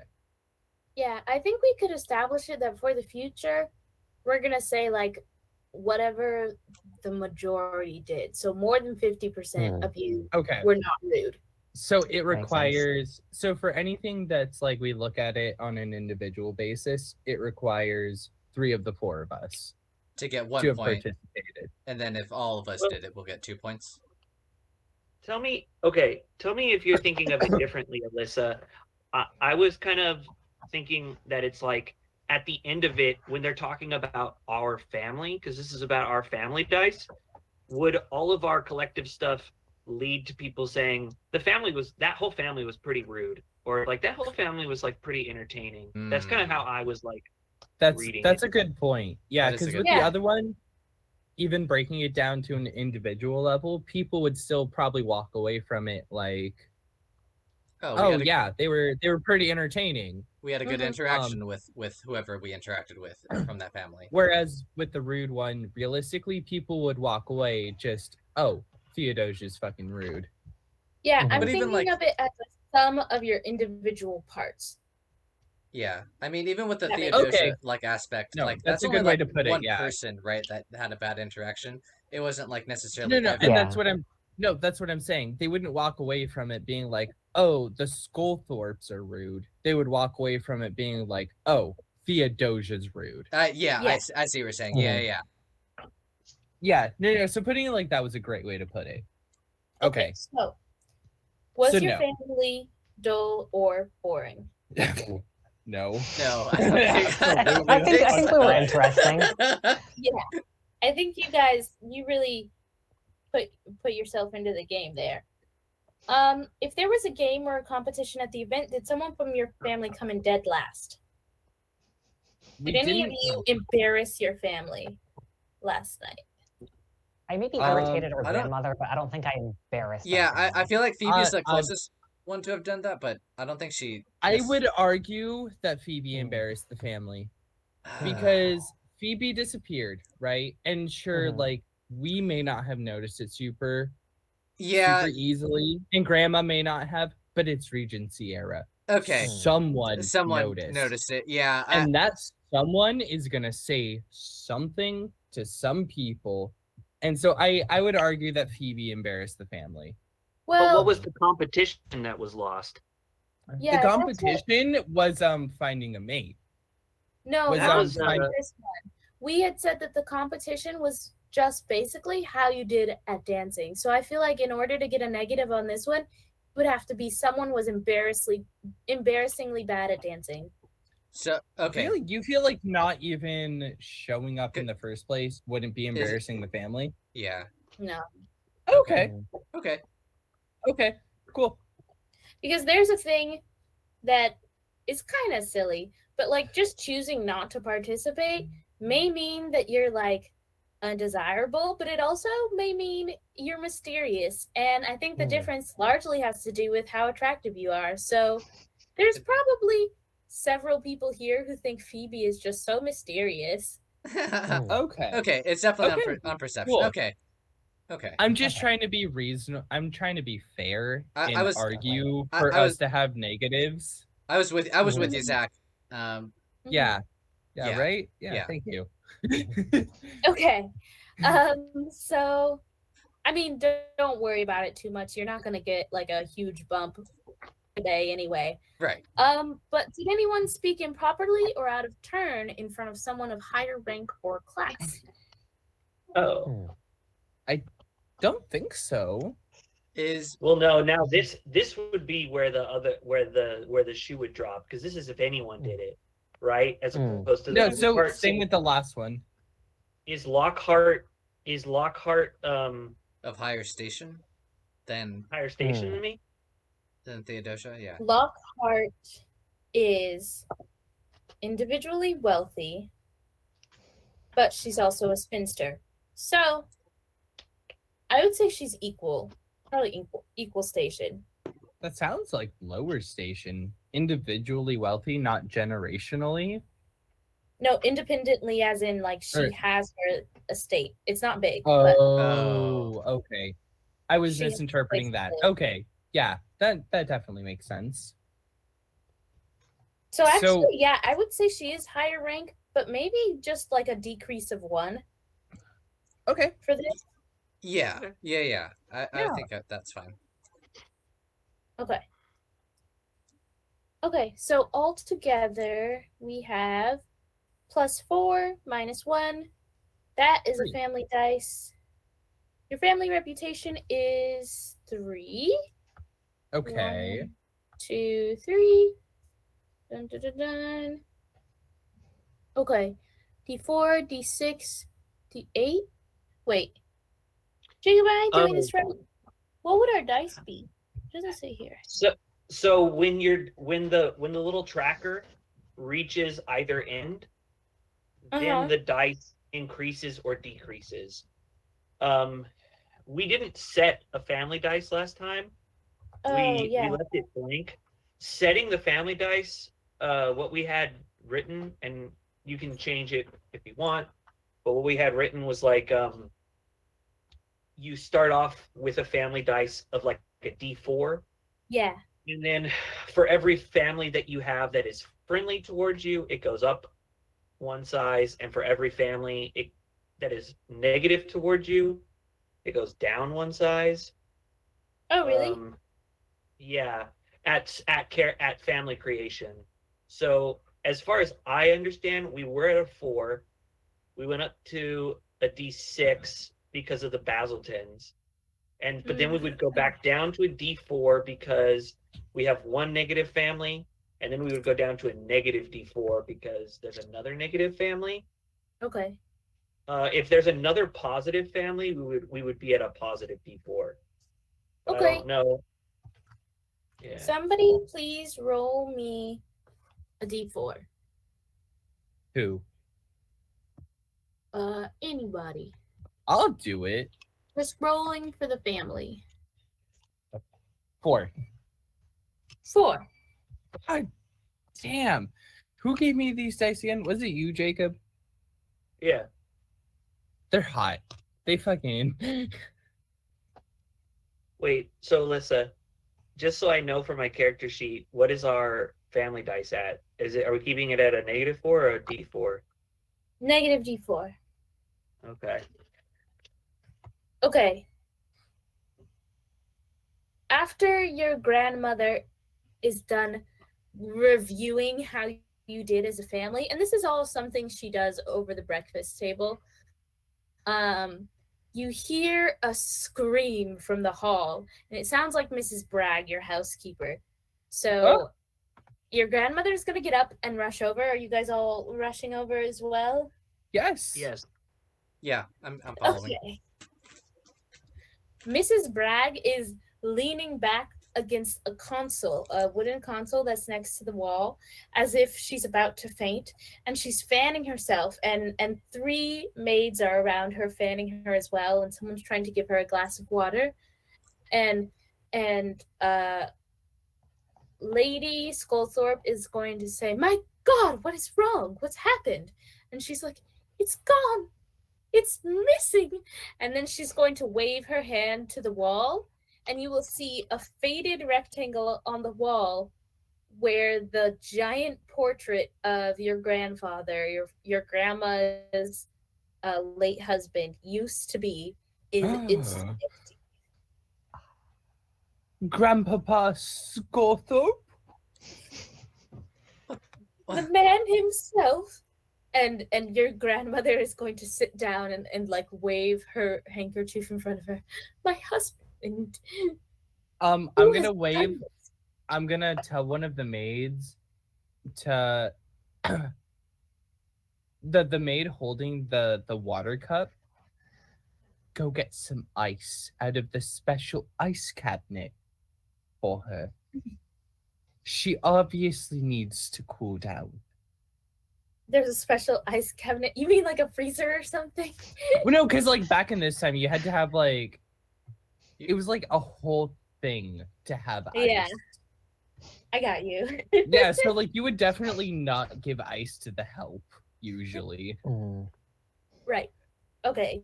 Yeah, she's gonna go do that, and then she'll put some ice on your grandmother's forehead, and both your grandmother. Oh no, not for my grandma. I'm telling her to put ice in the water of the maid and give her some ice water. Scandalous. Okay. Yeah, she gives that I think it might be a hot take. But I think the help might be human beings who deserve some compassion when they're feeling stressed. That's a hot take. Yeah. I don't know if I fucking agree with that. Holy shit. That is awful. Why would you even think that? Incredible. Yeah. I think as all this is going on, Phoebe kind of leans down to the grandmother. Was that portrait at all valuable? Do you know? Valuable? It was the only portrait of my late husband. I don't mean emotionally. I meant financially. Would someone have stolen it for money?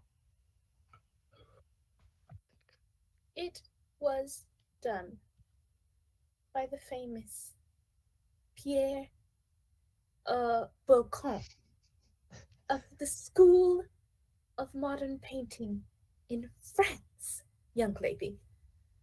Yes, it was valuable. And she's going to collapse, sobbing. There is no need to talk down to my sisters. You are stressed, and I empathize with that. But you need to watch your fucking tongue. Oh my God. You cannot just cuss at your grandma. Yes, I can. I am the... Okay, no, I'm not sure you understand. I'm the favorite, right? Yes. So I definitely have this sense of grandeur, or this like, I don't know. I guess it's just like this sense of grandeur because I'm also in line to inherit. And also, as I established last session, emphatically, I love my sisters. Don't you fucking dare put down my sisters. Let me tell you something about the Regency era. If you use dock talk, parlor room talk in front of a lady, the consequences will be dire. Like, this is like you starting a fight in a ballroom. Do you understand? And okay. What is okay? Fine. What is something I could tone that down to like make it clear that I am livid? Just use like a metaphor. I don't know. Yeah. Be like, I don't know. Don't say fucking, but like be like, don't you dare. But like, oh, grandmother, what could possibly possess you to talk down to my kin? Or no, to talk down to the kin of the inheritor of of Gardenshire Towers in front of him. Are you trying to like do something, or is this like a flavor situation? I don't know actually. It started off as flavor, and now I feel like I'm doing something because I'm mad. Because as I established last session, I love my sisters. I love them more than my grandma. Okay. So are you trying to do something? I think I'm trying to get her to like stop. To leave it alone. Okay. Roll for an injunction. Difficulty of 6. Wait, roll for what? Just kidding. Roll to get her to stop. Difficulty of 6. What am I rolling? I would say cold. This feels cold. Oh, I can't possibly pass this. Can I assist on this roll? Please. You can even lead the roll, and maybe Theophile will assist. Oh, that would be fantastic. Because I have my cold is a D4 -1. I just checked. I do have a +3 on cold, so it would be. Oh shit! You have a +3. Okay. Yeah. That sounds good. Damn. Yeah, I think to kind of narrativize me leading this role, as Theophile says this, I'm gonna say something that is kind of shitty to my grandmother, but you know, I'm gonna roll with that. I kind of say, Grandmama, it would serve you well to know your place in this family. Oh, that is cold. Okay. Roll.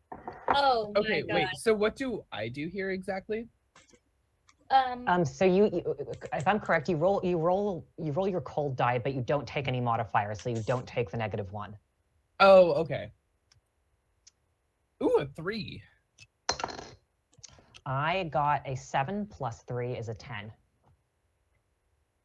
Okay. Jacob, could you remind me, if someone who's helping fails, it doesn't matter as long as someone wins? Repeat that?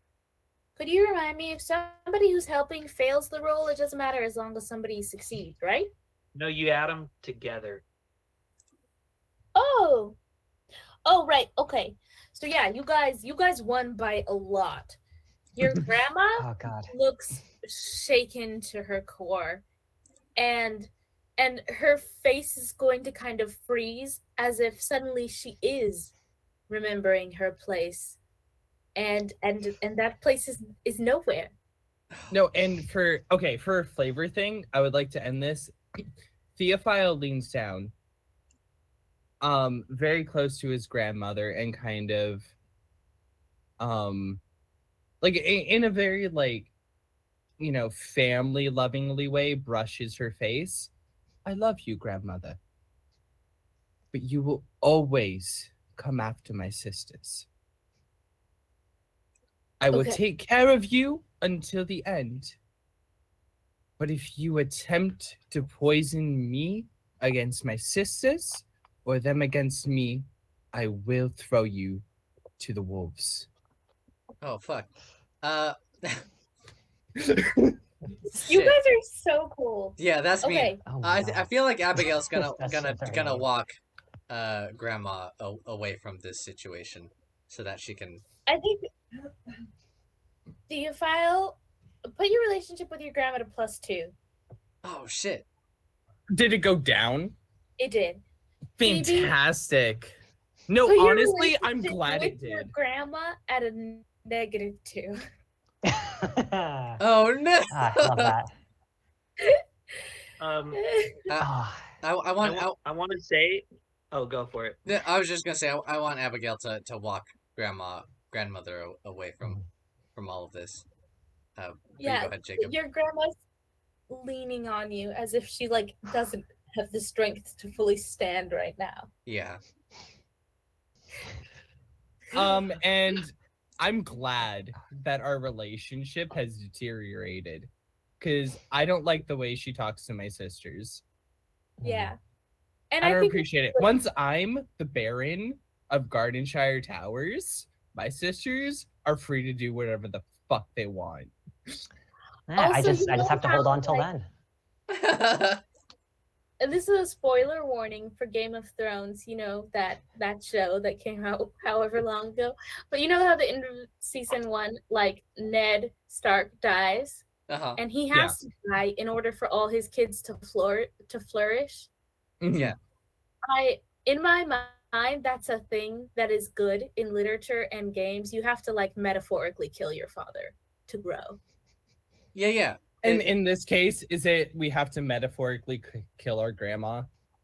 We have to grow. We have to grow beyond. Has to change. Yeah. If you're afraid of her, if she coddles you, whatever it is, your relationship has to change. Yeah, we can no longer be bound by our grandmother's control. Mm-hmm. Yeah. And I think it's time for Theophile to kind of break out of that grandma's boy. Okay. So Abigail leads her way. Yes. And you three that are still in front of the painting, what are you doing? As soon depends. as What time is it? Right now it's probably 11. Tea time is noon, right? Yeah, I think so. Oh, I'm dipping. I'm gonna I'm gonna look up at the clock as it starts chiming, signaling that it's 11. Well, that's my cue to start getting ready and start heading over to Susan's there. I'll see all of you later. Don't let Grandma be a bitch. I'll try my best. I'll try my best, brother dear. I believe in you. And I'm gonna pat you on the shoulder. As soon as I realized that the painting was missing, I sprinted upstairs and I sprint down now with my coat missing, and I look at everyone and I have a fucking gun. And I'm just my country comes out and I go, "Oi, you quit muffing about!" And I shove Theophile into a fucking wall. I'm like, "There's thieves about!" And I sprint out the door with a fucking gun into the streets of London. Thank you, Theodosia. I shout after you. What do you expect me to? My country comes out. What do you expect you to do there? I'm a fucking little twig, isn't it?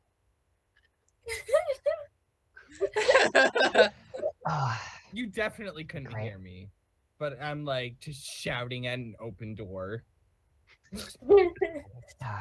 While those two are yelling at each other, I think I assume Mrs. Bragg is still kind of panicking. I'm going to talk to. I think my maid was Mary, correct? Okay. Okay. Well, I'm going to turn to. Actually, yeah, because Unity was Abigail's maid, and I know Rose was Theodosia's. So I'm gonna turn to Mary. Miss Mary, do you know anything about when this painting disappeared? Was it here last night? I can't rightly say, actually. We cleaned yesterday as usual, and it does include dusting the paintings, but I believe it was Unity who did that yesterday. Or was it Rose? I think it was Rose. Okay. Phoebe is going to turn reluctantly to Rose and say, was this painting here yesterday when you dusted? What was that? I'm just going to ask. I'm just going to ask Rose kind of coldly, but like if the painting was there when she dusted at the normal time. She's going to say, "Oh yes, I'm sorry, I can't hear a word you're saying." Phoebe roll. Sorry, I didn't realize what you said earlier was in character. Phoebe rolls her eyes. Mary, can you ask Rose if the painting was there yesterday when she dusted? Mary's gonna like look at you a little oddly and then turn to Rose. Was it? And she's going to be like, "Well, I can't remember. I guess it must be my memory going again. You know, I think things happen and then the next day I have no memory of if they did or not." Rose, I know you love to act like a brat. But if you do not help, yes, but if you do not help us, I'll have no choice but to suspect you as the prime suspect of the theft of this painting. Some people think the way that I act is charming. What? I suppose you're immune. I think that's my. I think Phoebe is just kind of like stamps her foot. does not have a retort for that. Okay. Could you give me a roll to convince her to answer your question? Oh, I'm sorry to ask you. No, this is fun. What am I rolling? Probably it would be a 6 if you're going to be like warm or like heartfelt about it. It'll be an 8 if you're gonna be cold about it. Okay, I think realistically, the way I am narratively framing this is as cold. I'm basically threatening to, like, she could lose her job basically if I'm saying that she stole this painting. So I think that's cold. I'm kind of using my status against her in a way that is kind of shitty. Okay. Okay. I got an 8 plus 3 is 11. Oh, nice. That was a D8, so. Yeah. So you flex on her a little bit. You remind her that her job counts on it, and she's going to like straighten up, brush off her clothing as if like reminding herself of like her uniform and why she's here, and be like, "Yes, it was there yesterday." There now, that wasn't so hard, was it? No, my lady. And did any of you see anyone suspicious hanging around the house last night? Suspicious.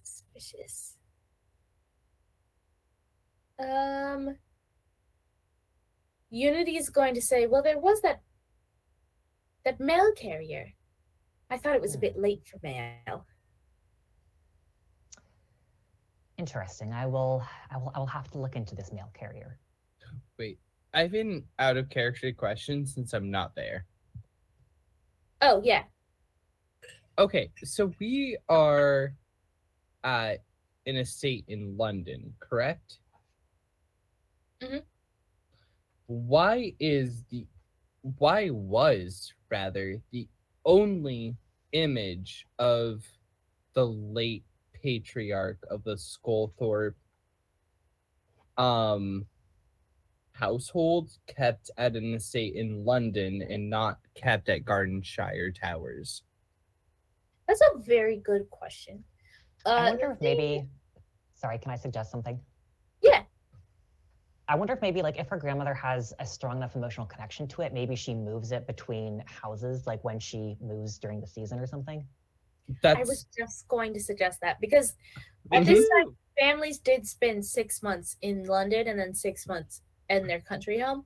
And it's just a painting, so it wouldn't be a massive pain to like move between estates. Yeah. So yeah, I'll fully buy that.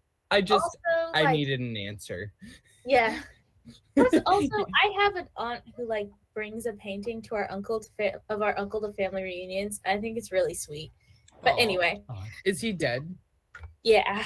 Oh, you're gonna make me cry. That's very sweet. Okay. Yeah, no. If that's the explanation, I'll fully buy it. I needed something, you know? Mm-hmm. And let's jump really quick to Abigail, who your grandmother has been like just talking for a while and kind of blubbering about how like everyone's growing up and nobody respects her anymore, and maybe she'll just move to the country permanently and leave you all to get into all kinds of trouble and probably get STDs and end up pregnant on the street and all of that, and maybe she'll just leave and no one will even notice or care. How are you taking all this? I feel like there's two things going on. I feel like Abigail almost sees like an opportunity to like kind of get in on this favoritism that she knows that her grandma likes to partake in, but also like at the same time she does like feel a little bad that everyone had treated her kind of very poorly in that last interaction. Um, and so I think Abigail's going to try and take advantage of that a little bit. I guess by being understanding and empathetic. Yeah. And I feel like in the family, Abigail probably hasn't gotten a lot of adult attention, whether it's your grandma or your parents or whoever, you know? Yeah, exactly. I feel like, especially as like the middle child, Abigail's sometimes almost forgotten in a way. Mm-hmm. That makes sense. Okay, so why don't you give me a roll? Right now, her favoritism is like a little bit up for grabs. But it's probably going to be a heart roll. Difficulty of 6. Okay, yeah. I'm just gonna go for it and see where that takes me. Mm-hmm. Oop. Well, it's not gonna take me very far. I rolled a 3. Okay. I would like to say that like I'm gonna offer you a success, but you will owe your grandma a level 3 favor, as in like a life debt. So like she's probably narratively going to say, "You're such a sweetheart. You're the only one who cares about me. You'll still listen to your old grandma, won't you?" And if you say yes, that's where we're at. Okay. Yeah. Fuck it. This is favors and feelings, right? It's no fun if there's ain't no favors going on. So yeah, I'm gonna take the favor, and I'm gonna try and wedge myself into the favorite of my grandma. Okay. Please change your relationship to a +2. Ooh, we have the same relationship with grandma now. Okay, very interesting. I'm gonna be honest. My goal is to have my relationship with grandma as negative as possible. Because we're doing a 6-session run, right? I'm not sure yet. We're doing a 4 to 6 session run then. Yes. Yeah. Okay. Yeah. So in our 4 to 6 session run, my goal is to get it in as far into the negatives as I can, because she's a bitch, and I really don't care for the way she treats you guys. Okay. All right. That's out of and in character. Okay. And then also, Devon, write down that you owe her a level 3 favor. Okay. Because it literally was a bargain of like, oh, you're gonna do what she says now at some point in the future. Okay. Awesome. Love it. I feel like she's gonna cash that in when I'm trying to evict her. Oh, it's gonna be bad. It's gonna be bad. One way or another. I mean, Shareborn is set to inherit just some money, no kind of estate. So that's gonna come up at some point for sure. But it doesn't have to, right? I mean, it definitely has to. God, yeah. Oh man. Okay. Well, property is everything. Oh My poor Abigail. Oh, I have another out of character question. I'm so sorry. Mm-hmm. Okay, so our relationship went down, but I've established that I care more about my sisters than my grandma, right? Uh-huh.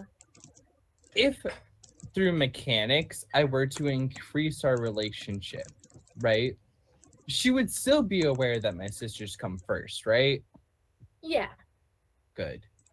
And it's like your relationship can change, but like your sisters know how you feel about them. Your grandma knows how you feel about them. So if it changes, it's going to be either that information changes or something else changes, if that makes sense.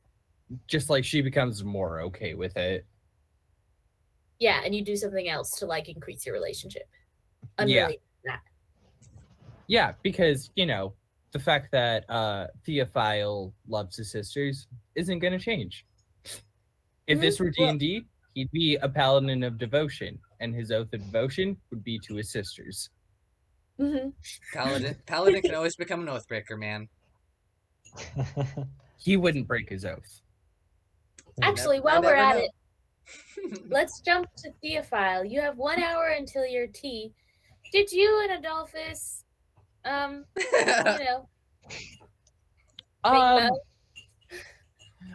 think he fluffed me a bit. Mm-hmm. You know what I mean? We probably didn't get down and dirty, but we probably fooled around a little bit. Cool.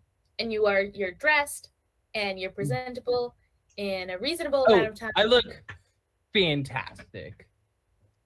Okay. I've got like a medium brim hat with like a feather in it, and I look so fancy. Excellent. I'm going with like I think Theophile is stepping out with like a blue palette today. Oh, I like that for you. Okay. Like a nice navy blue palette. Okay, yeah, I really like that. So you head over to the St. Clair's, and you notice that the salon where Susan is like greeting her suitors is already populated. There's a couple other gentlemen that got there sooner than you. Frederick has a massive bouquet of flowers and is just sitting next to her, holding the flowers between his knees because she apparently like hasn't taken it out of his hands yet. And there's a couple other gentlemen who at this time are nameless. And also Daniel Dunn is there. And that's it. I'm gonna saunter in. Oh, good afternoon, gentlemen. By show of hands, how many of you are set to inherit a barony? I just want to point out that would be considered very tacky. You can go for it. I'm just gonna let you know. I think I'm trying to be a little bit tacky. Okay. Wait. Also, is an earl not higher than a baron? An earl? Oh, yeah. I mean, if someone is gonna be above that, they'd be like, well, I'm not gonna be a baron, but I'm gonna be a fucking earl. Yeah. Frederick is going to raise his hands. The three other gentlemen there are just going to like look at you like, ugh, bad sport. Simply terrible. And I'm gonna approach the man who's gonna be an earl and look him over. Is he more attractive than me? That depends. He looks like, you know, the dad in the Thornberries? Nigel? Yes, him, but more attractive and also a little bit combined with like a porn star from the 80s. Yeah, he's definitely less attractive than me. He's like, he's gonna stand up and be like, where do you get the nerve, Scolthorpe? I'm gonna shake his hand vigorously. What nerve? I simply like to size up my competition early to see if it's worth the effort. Competition? Nice to see that you're here. What's his name again? Frederick. What's his last name? Oh, that's a good. I think it's Basilton. Yeah. No. Nice Bartlett. Wait, what? Bartlett. Nice to see that you're here, Bartlett. so that either this won't be too easy or I won't be wasting my time. The other 3 gentlemen who have been like whispering amongst themselves like teenagers are going to stand up and be like, I say, are you disparaging our honor? I'm going to like shoot them a look. How attractive is each of them? Okay, 2 of them are ordinarily handsome. And hunky, or like ordinarily in the hunky way, or in the more like standard, or in the more like cute small way? Like standard, stocky, handsome, whatever. not unpleasant to look at. Ugh, whatever. And one of them uninteresting looks like Dorian Gray. Oh, fantastic. The 2 that are just kind of ordinary, I'm gonna be like, you and you. I am disparaging both your honor, your lineage, your looks, and your genetics. You, on the other hand, I wouldn't mind running into in a dark alley. Why, I think you're disparaging my honor too. And then all 3 of them are going to touch the like ceremonial swords they wore for this occasion and be like, what say we settle this the old-fashioned way? I say you're brutes, barbarians, bloodlusted, and heathens. We are all here to woo a woman, are we not? And then Susan St. Clair is going to like preen and be like, boys, please, just relax. Everything's fine.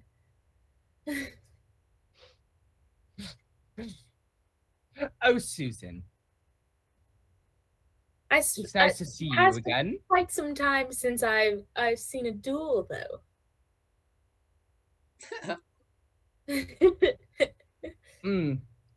I mean, if you care to see the 3 buffoons all duel betwixt each other, be my guest. Will you not be joining the duel then, Lord Scolthorpe?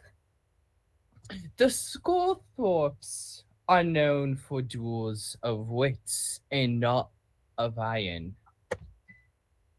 I thought we said that your guy was like a sword nerd. I'm a sword nerd. That doesn't mean I know jack shit about actually dueling. Okay. Love it. Oh, so good. My body is a fucking 6. I don't... She's gonna reassess and be like, well, if Lord Scolthorpe doesn't want to fight, there's no reason for this to get out of hand. Please, sit down. And you all sit.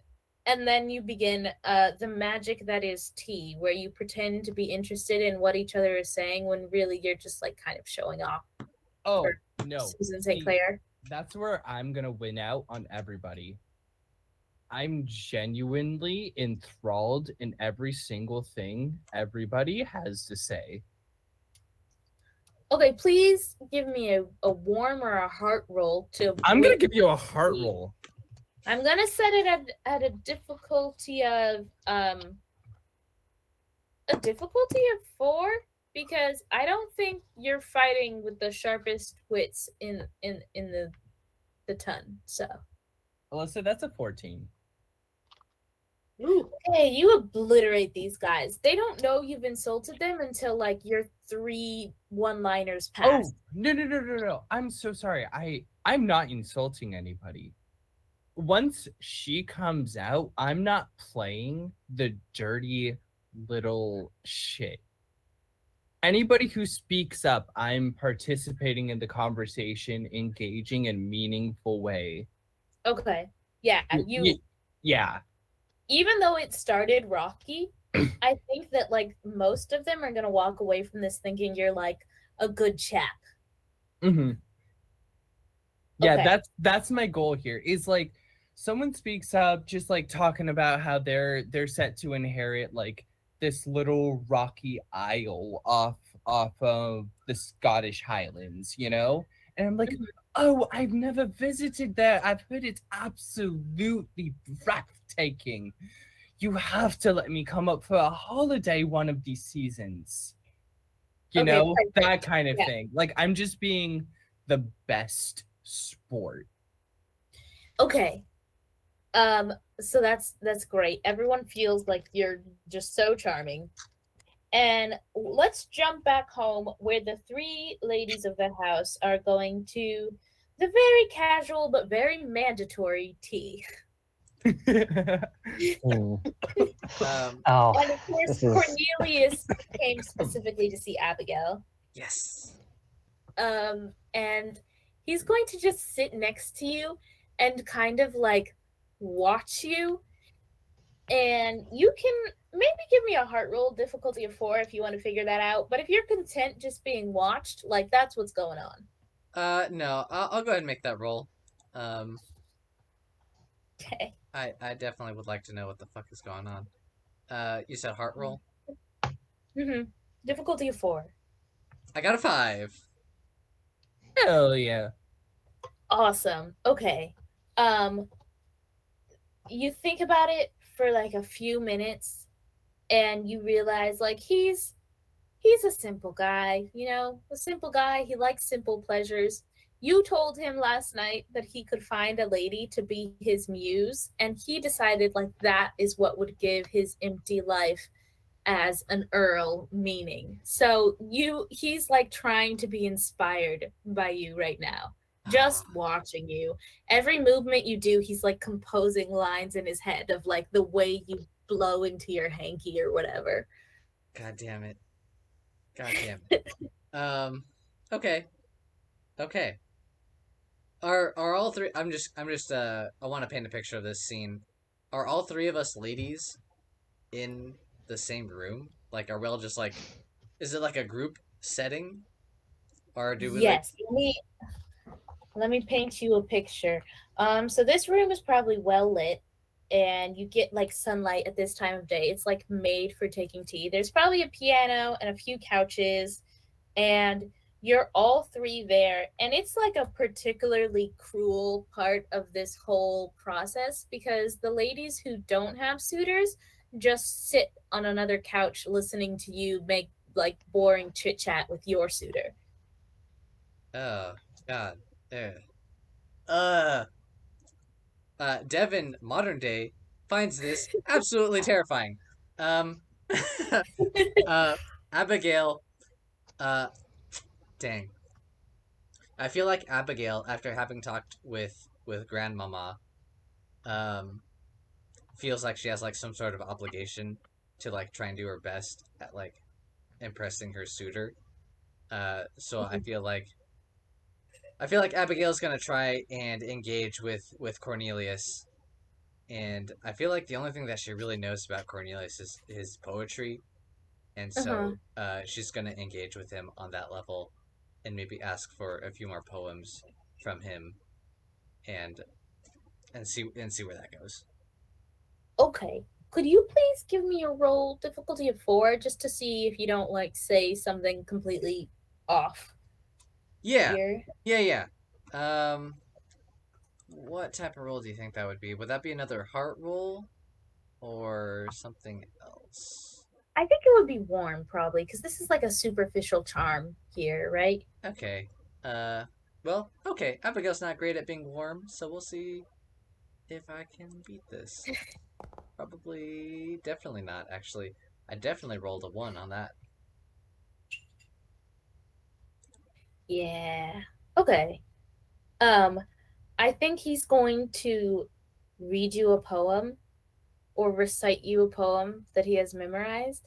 And at some point, he's going to catch you zoning out. And he's going to act like he's not offended. But for the rest of the meeting, he's going to be like a little bit cold and like, what's the word?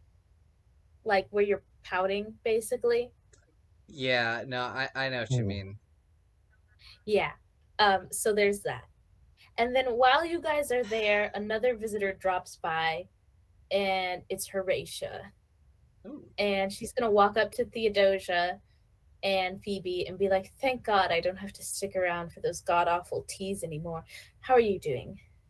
I'm not there. Oh, you're still chasing. You ran out to get a gun. Okay. Yeah, I ran out with a gun. I'm wandering the streets of London with a gun. Still looking for that thief. let's retroact that. And she's gonna walk up, ask if Theodosia is there, and then when she finds out that Theodosia is gone, she's going to like sit next to Phoebe and be like, God, I'm exhausted and hungover. How are you, dear? Oh, I'm tired of the whole season, and it's barely started.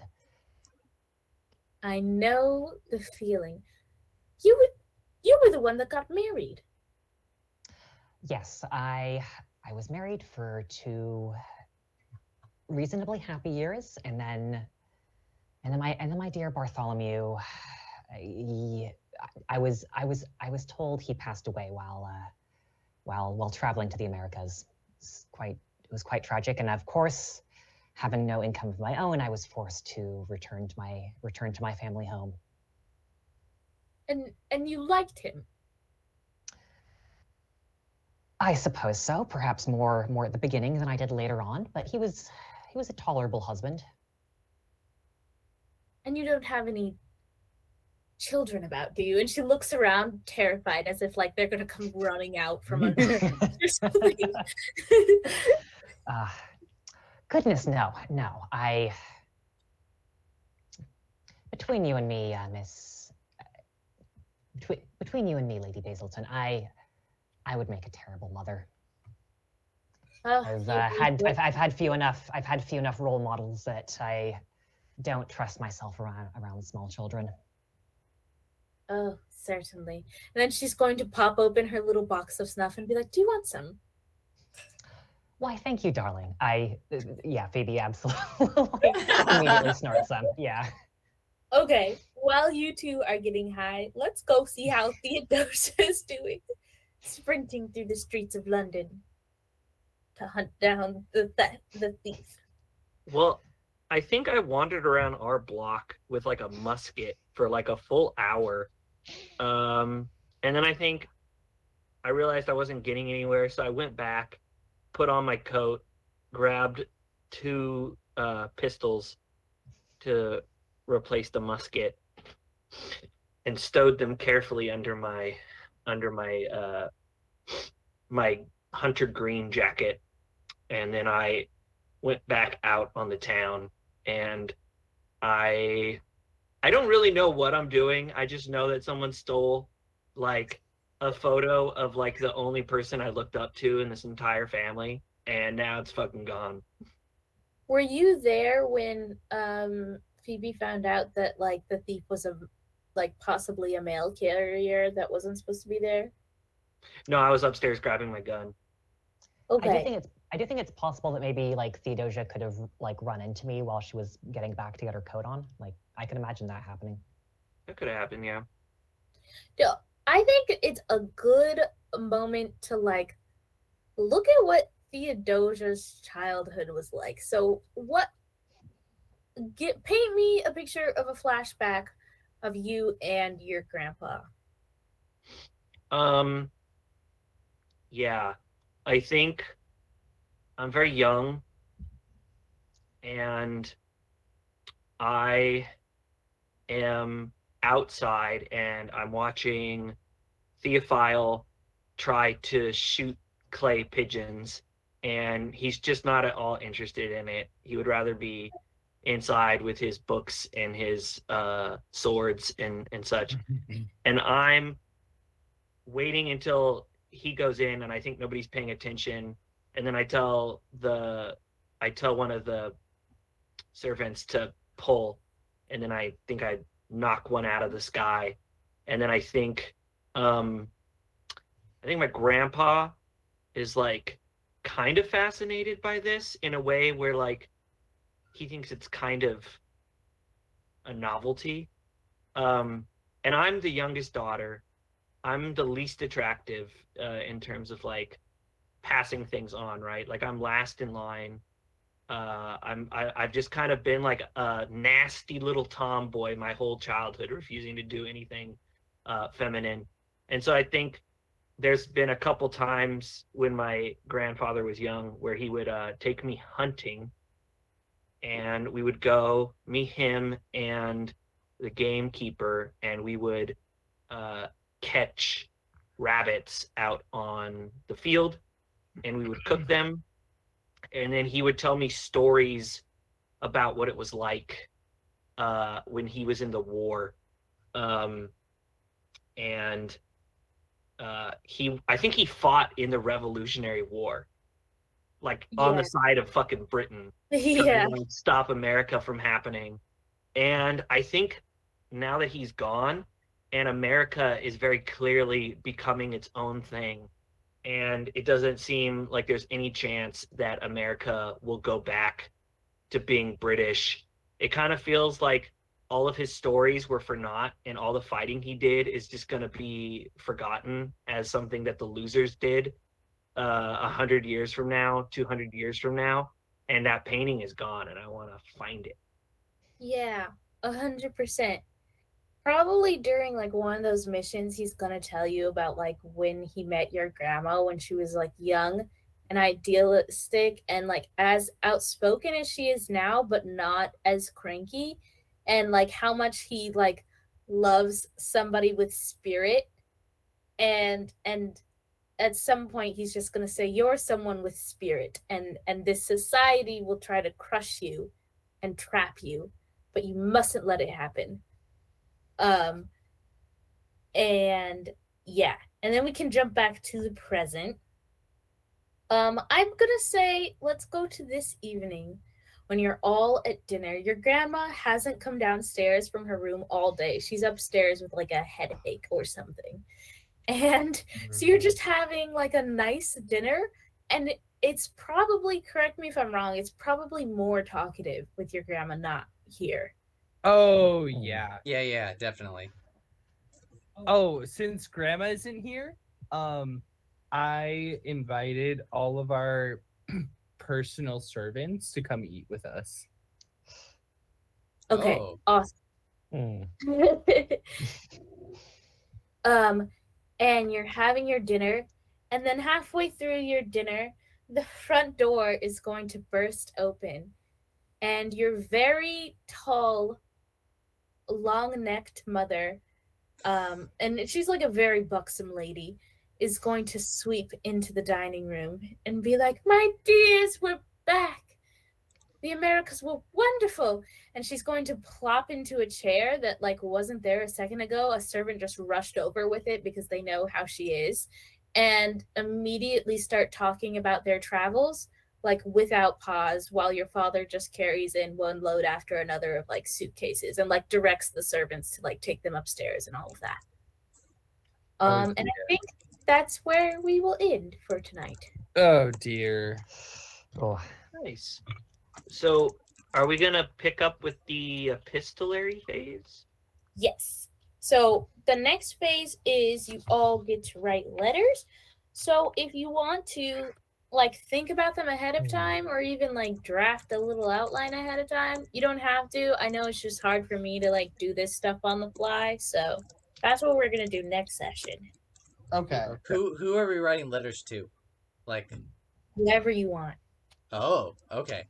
Cool. This is also a good time to like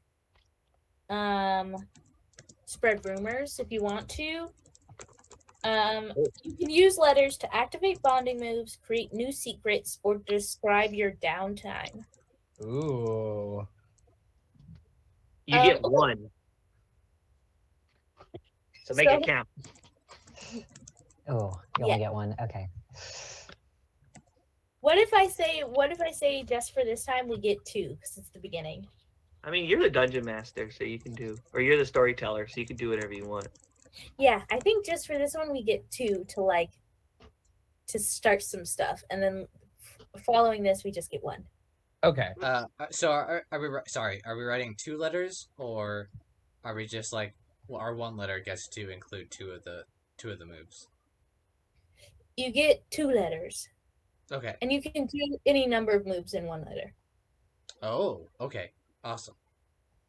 Because the bonding move just means you have to share a moment of intimacy, which you can do while creating a secret, because sharing a secret with someone is a moment of intimacy. And also it could be about something that you did during downtime. So you could be like, yeah. Sorry. No, you're good. And also, like, these letters are gonna, like, were pages on pages on pages, you know? Mm-hmm. Right. Okay, so for the end of session stuff, take 1 character point for each trait that caused the problem or complicated the narrative. So, in the order of my screen, Eliot. Yeah, my traits are blunt, melancholic, and lonely. I think maybe 1. I was kind of fairly blunt with my grandmother at moments. Mm-hmm. I would say either melancholic or lonely. I don't know what you would like attribute it to, but like sneaking out during the dance definitely complicated the narrative. Mm-hmm. Or at the very Okay, least was sure. different. I think that makes sense as like. Yeah, I think that can make sense as either, but okay, I can take 2. Okay. Okay. Zach. Dandy, mean gay, tactics nerd. That feels like a 2 to me. Yeah. Or each trait that caused a problem. So do you think it's 2 or 3? 2 seems right. Okay. Devon, did any of your traits cause a problem or complicate the narrative? My traits are I'm into fashion, I'm self-conscious, and I'm petty. I feel like at least one of those complicated the narrative, but I don't know if 2 of those hit. I would say being petty definitely complicated the narrative. Do you feel like there's another one that hit? No, I feel like no, I don't. I feel like self-conscious kind of helped, honestly. So I think you're right. I think petty was the one that kind of complicated things. Okay. Cool. And Jacob? One of them is flirt. So I think that's for sure. Yeah. The other 2 are competitive and braggadocious. Oh, okay.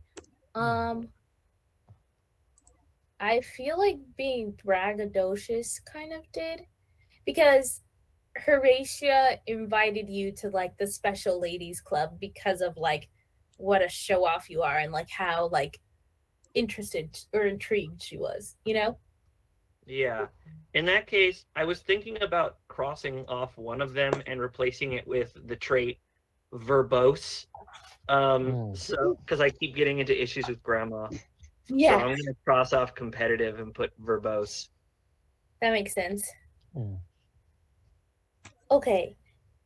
And take 1 character point if your secrets led to bonding or complicated the narrative. Take 2 character points if one of your secrets did both.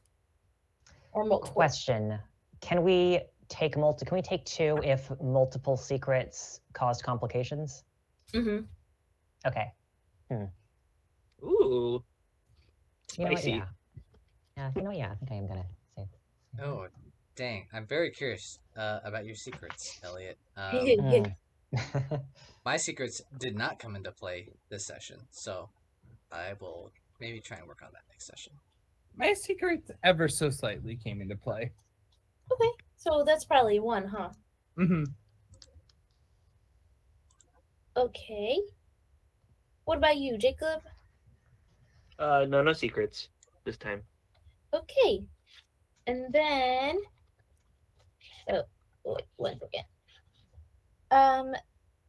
Nobody revealed a secret to the world. Did you explore the setting? Take 1 character point or 2 character points if you discovered something new. Yeah, we got all the information about who is and isn't inheriting. Oh, that's true. I feel like this was like a collective thing, right? Yeah. So is that 1? I think everybody gets 2. Well, we get 2? Okay. No, because we didn't really explore the setting today very much, did we? Yeah, I feel like we found out. I feel like we found out some things, but didn't necessarily explore. I feel like Theodosia maybe explored a little bit, but I feel like the rest of us learned some things, but didn't necessarily explore. Theodosia did discover like a new setting, so I think you go ahead and take 2. Well, I would argue then if you're going to give it to me, everyone else went to tea at a new location. Oh yeah. Theophile Well, I did. think Abigail and I were just at like our family's house. Yeah, we were just at the you, manor. you had visitors for tea. Yes. Okay. So Theophile can take 2 as well. Hell yeah. Okay, so Phoebe and Abigail just take 1.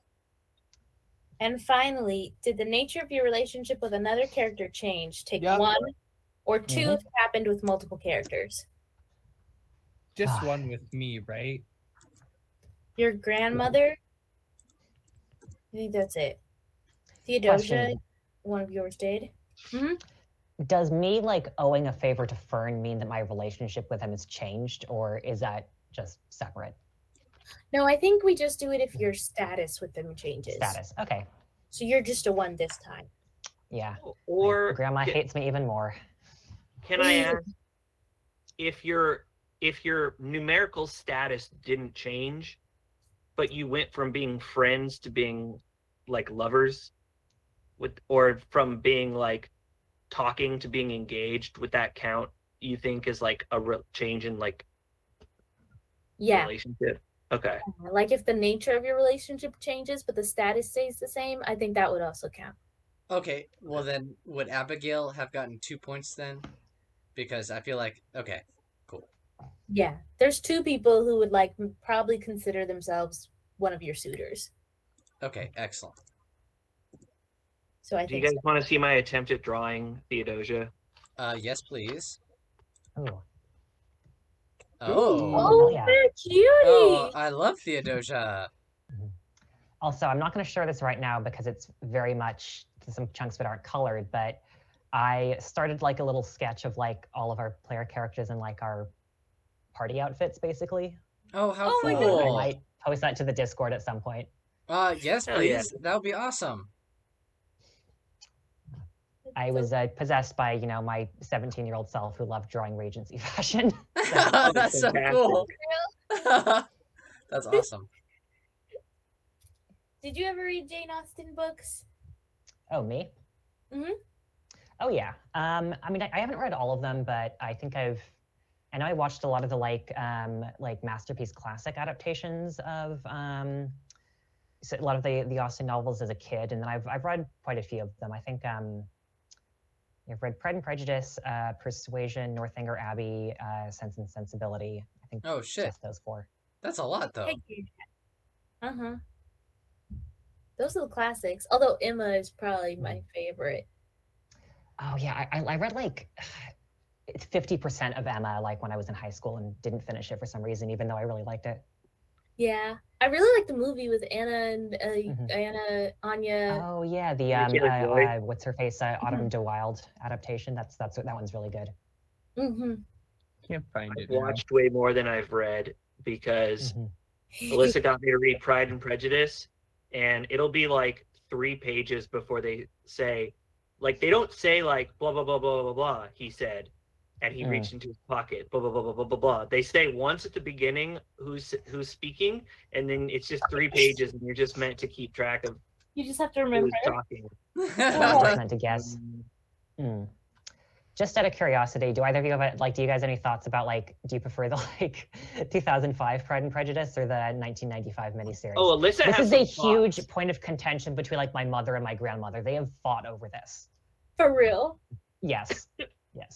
I love the 2005 one. I just probably one of my top 5 favorite movies. You said it was your favorite. The other day you were like, if someone asked me what the best movie, what my favorite thing of all time was, and it was like, we weren't even talking about Jane Austen. You were like, I would say the 2005 Keira Knightley adaptation of Pride and Prejudice, of course. But then afterwards, I would probably mention My Family or whatever the other thing. No, Jojo Rabbit. Yeah. Yeah, I was like, Jojo Rabbit. Jojo Rabbit is such a good movie. If somebody asked me what my favorite movie, I would say the 2005 Joe Wright Pride and Prejudice. But if someone asked me what my second favorite movie was, I'd probably say Jojo Rabbit. Jojo Rabbit. The funny thing is, like, another one of my top 5 is Clueless, and I didn't even realize that was like a modernization of a Jane Austen story until like a year ago. Okay, thank you for coming to this section of Regency and Reputation.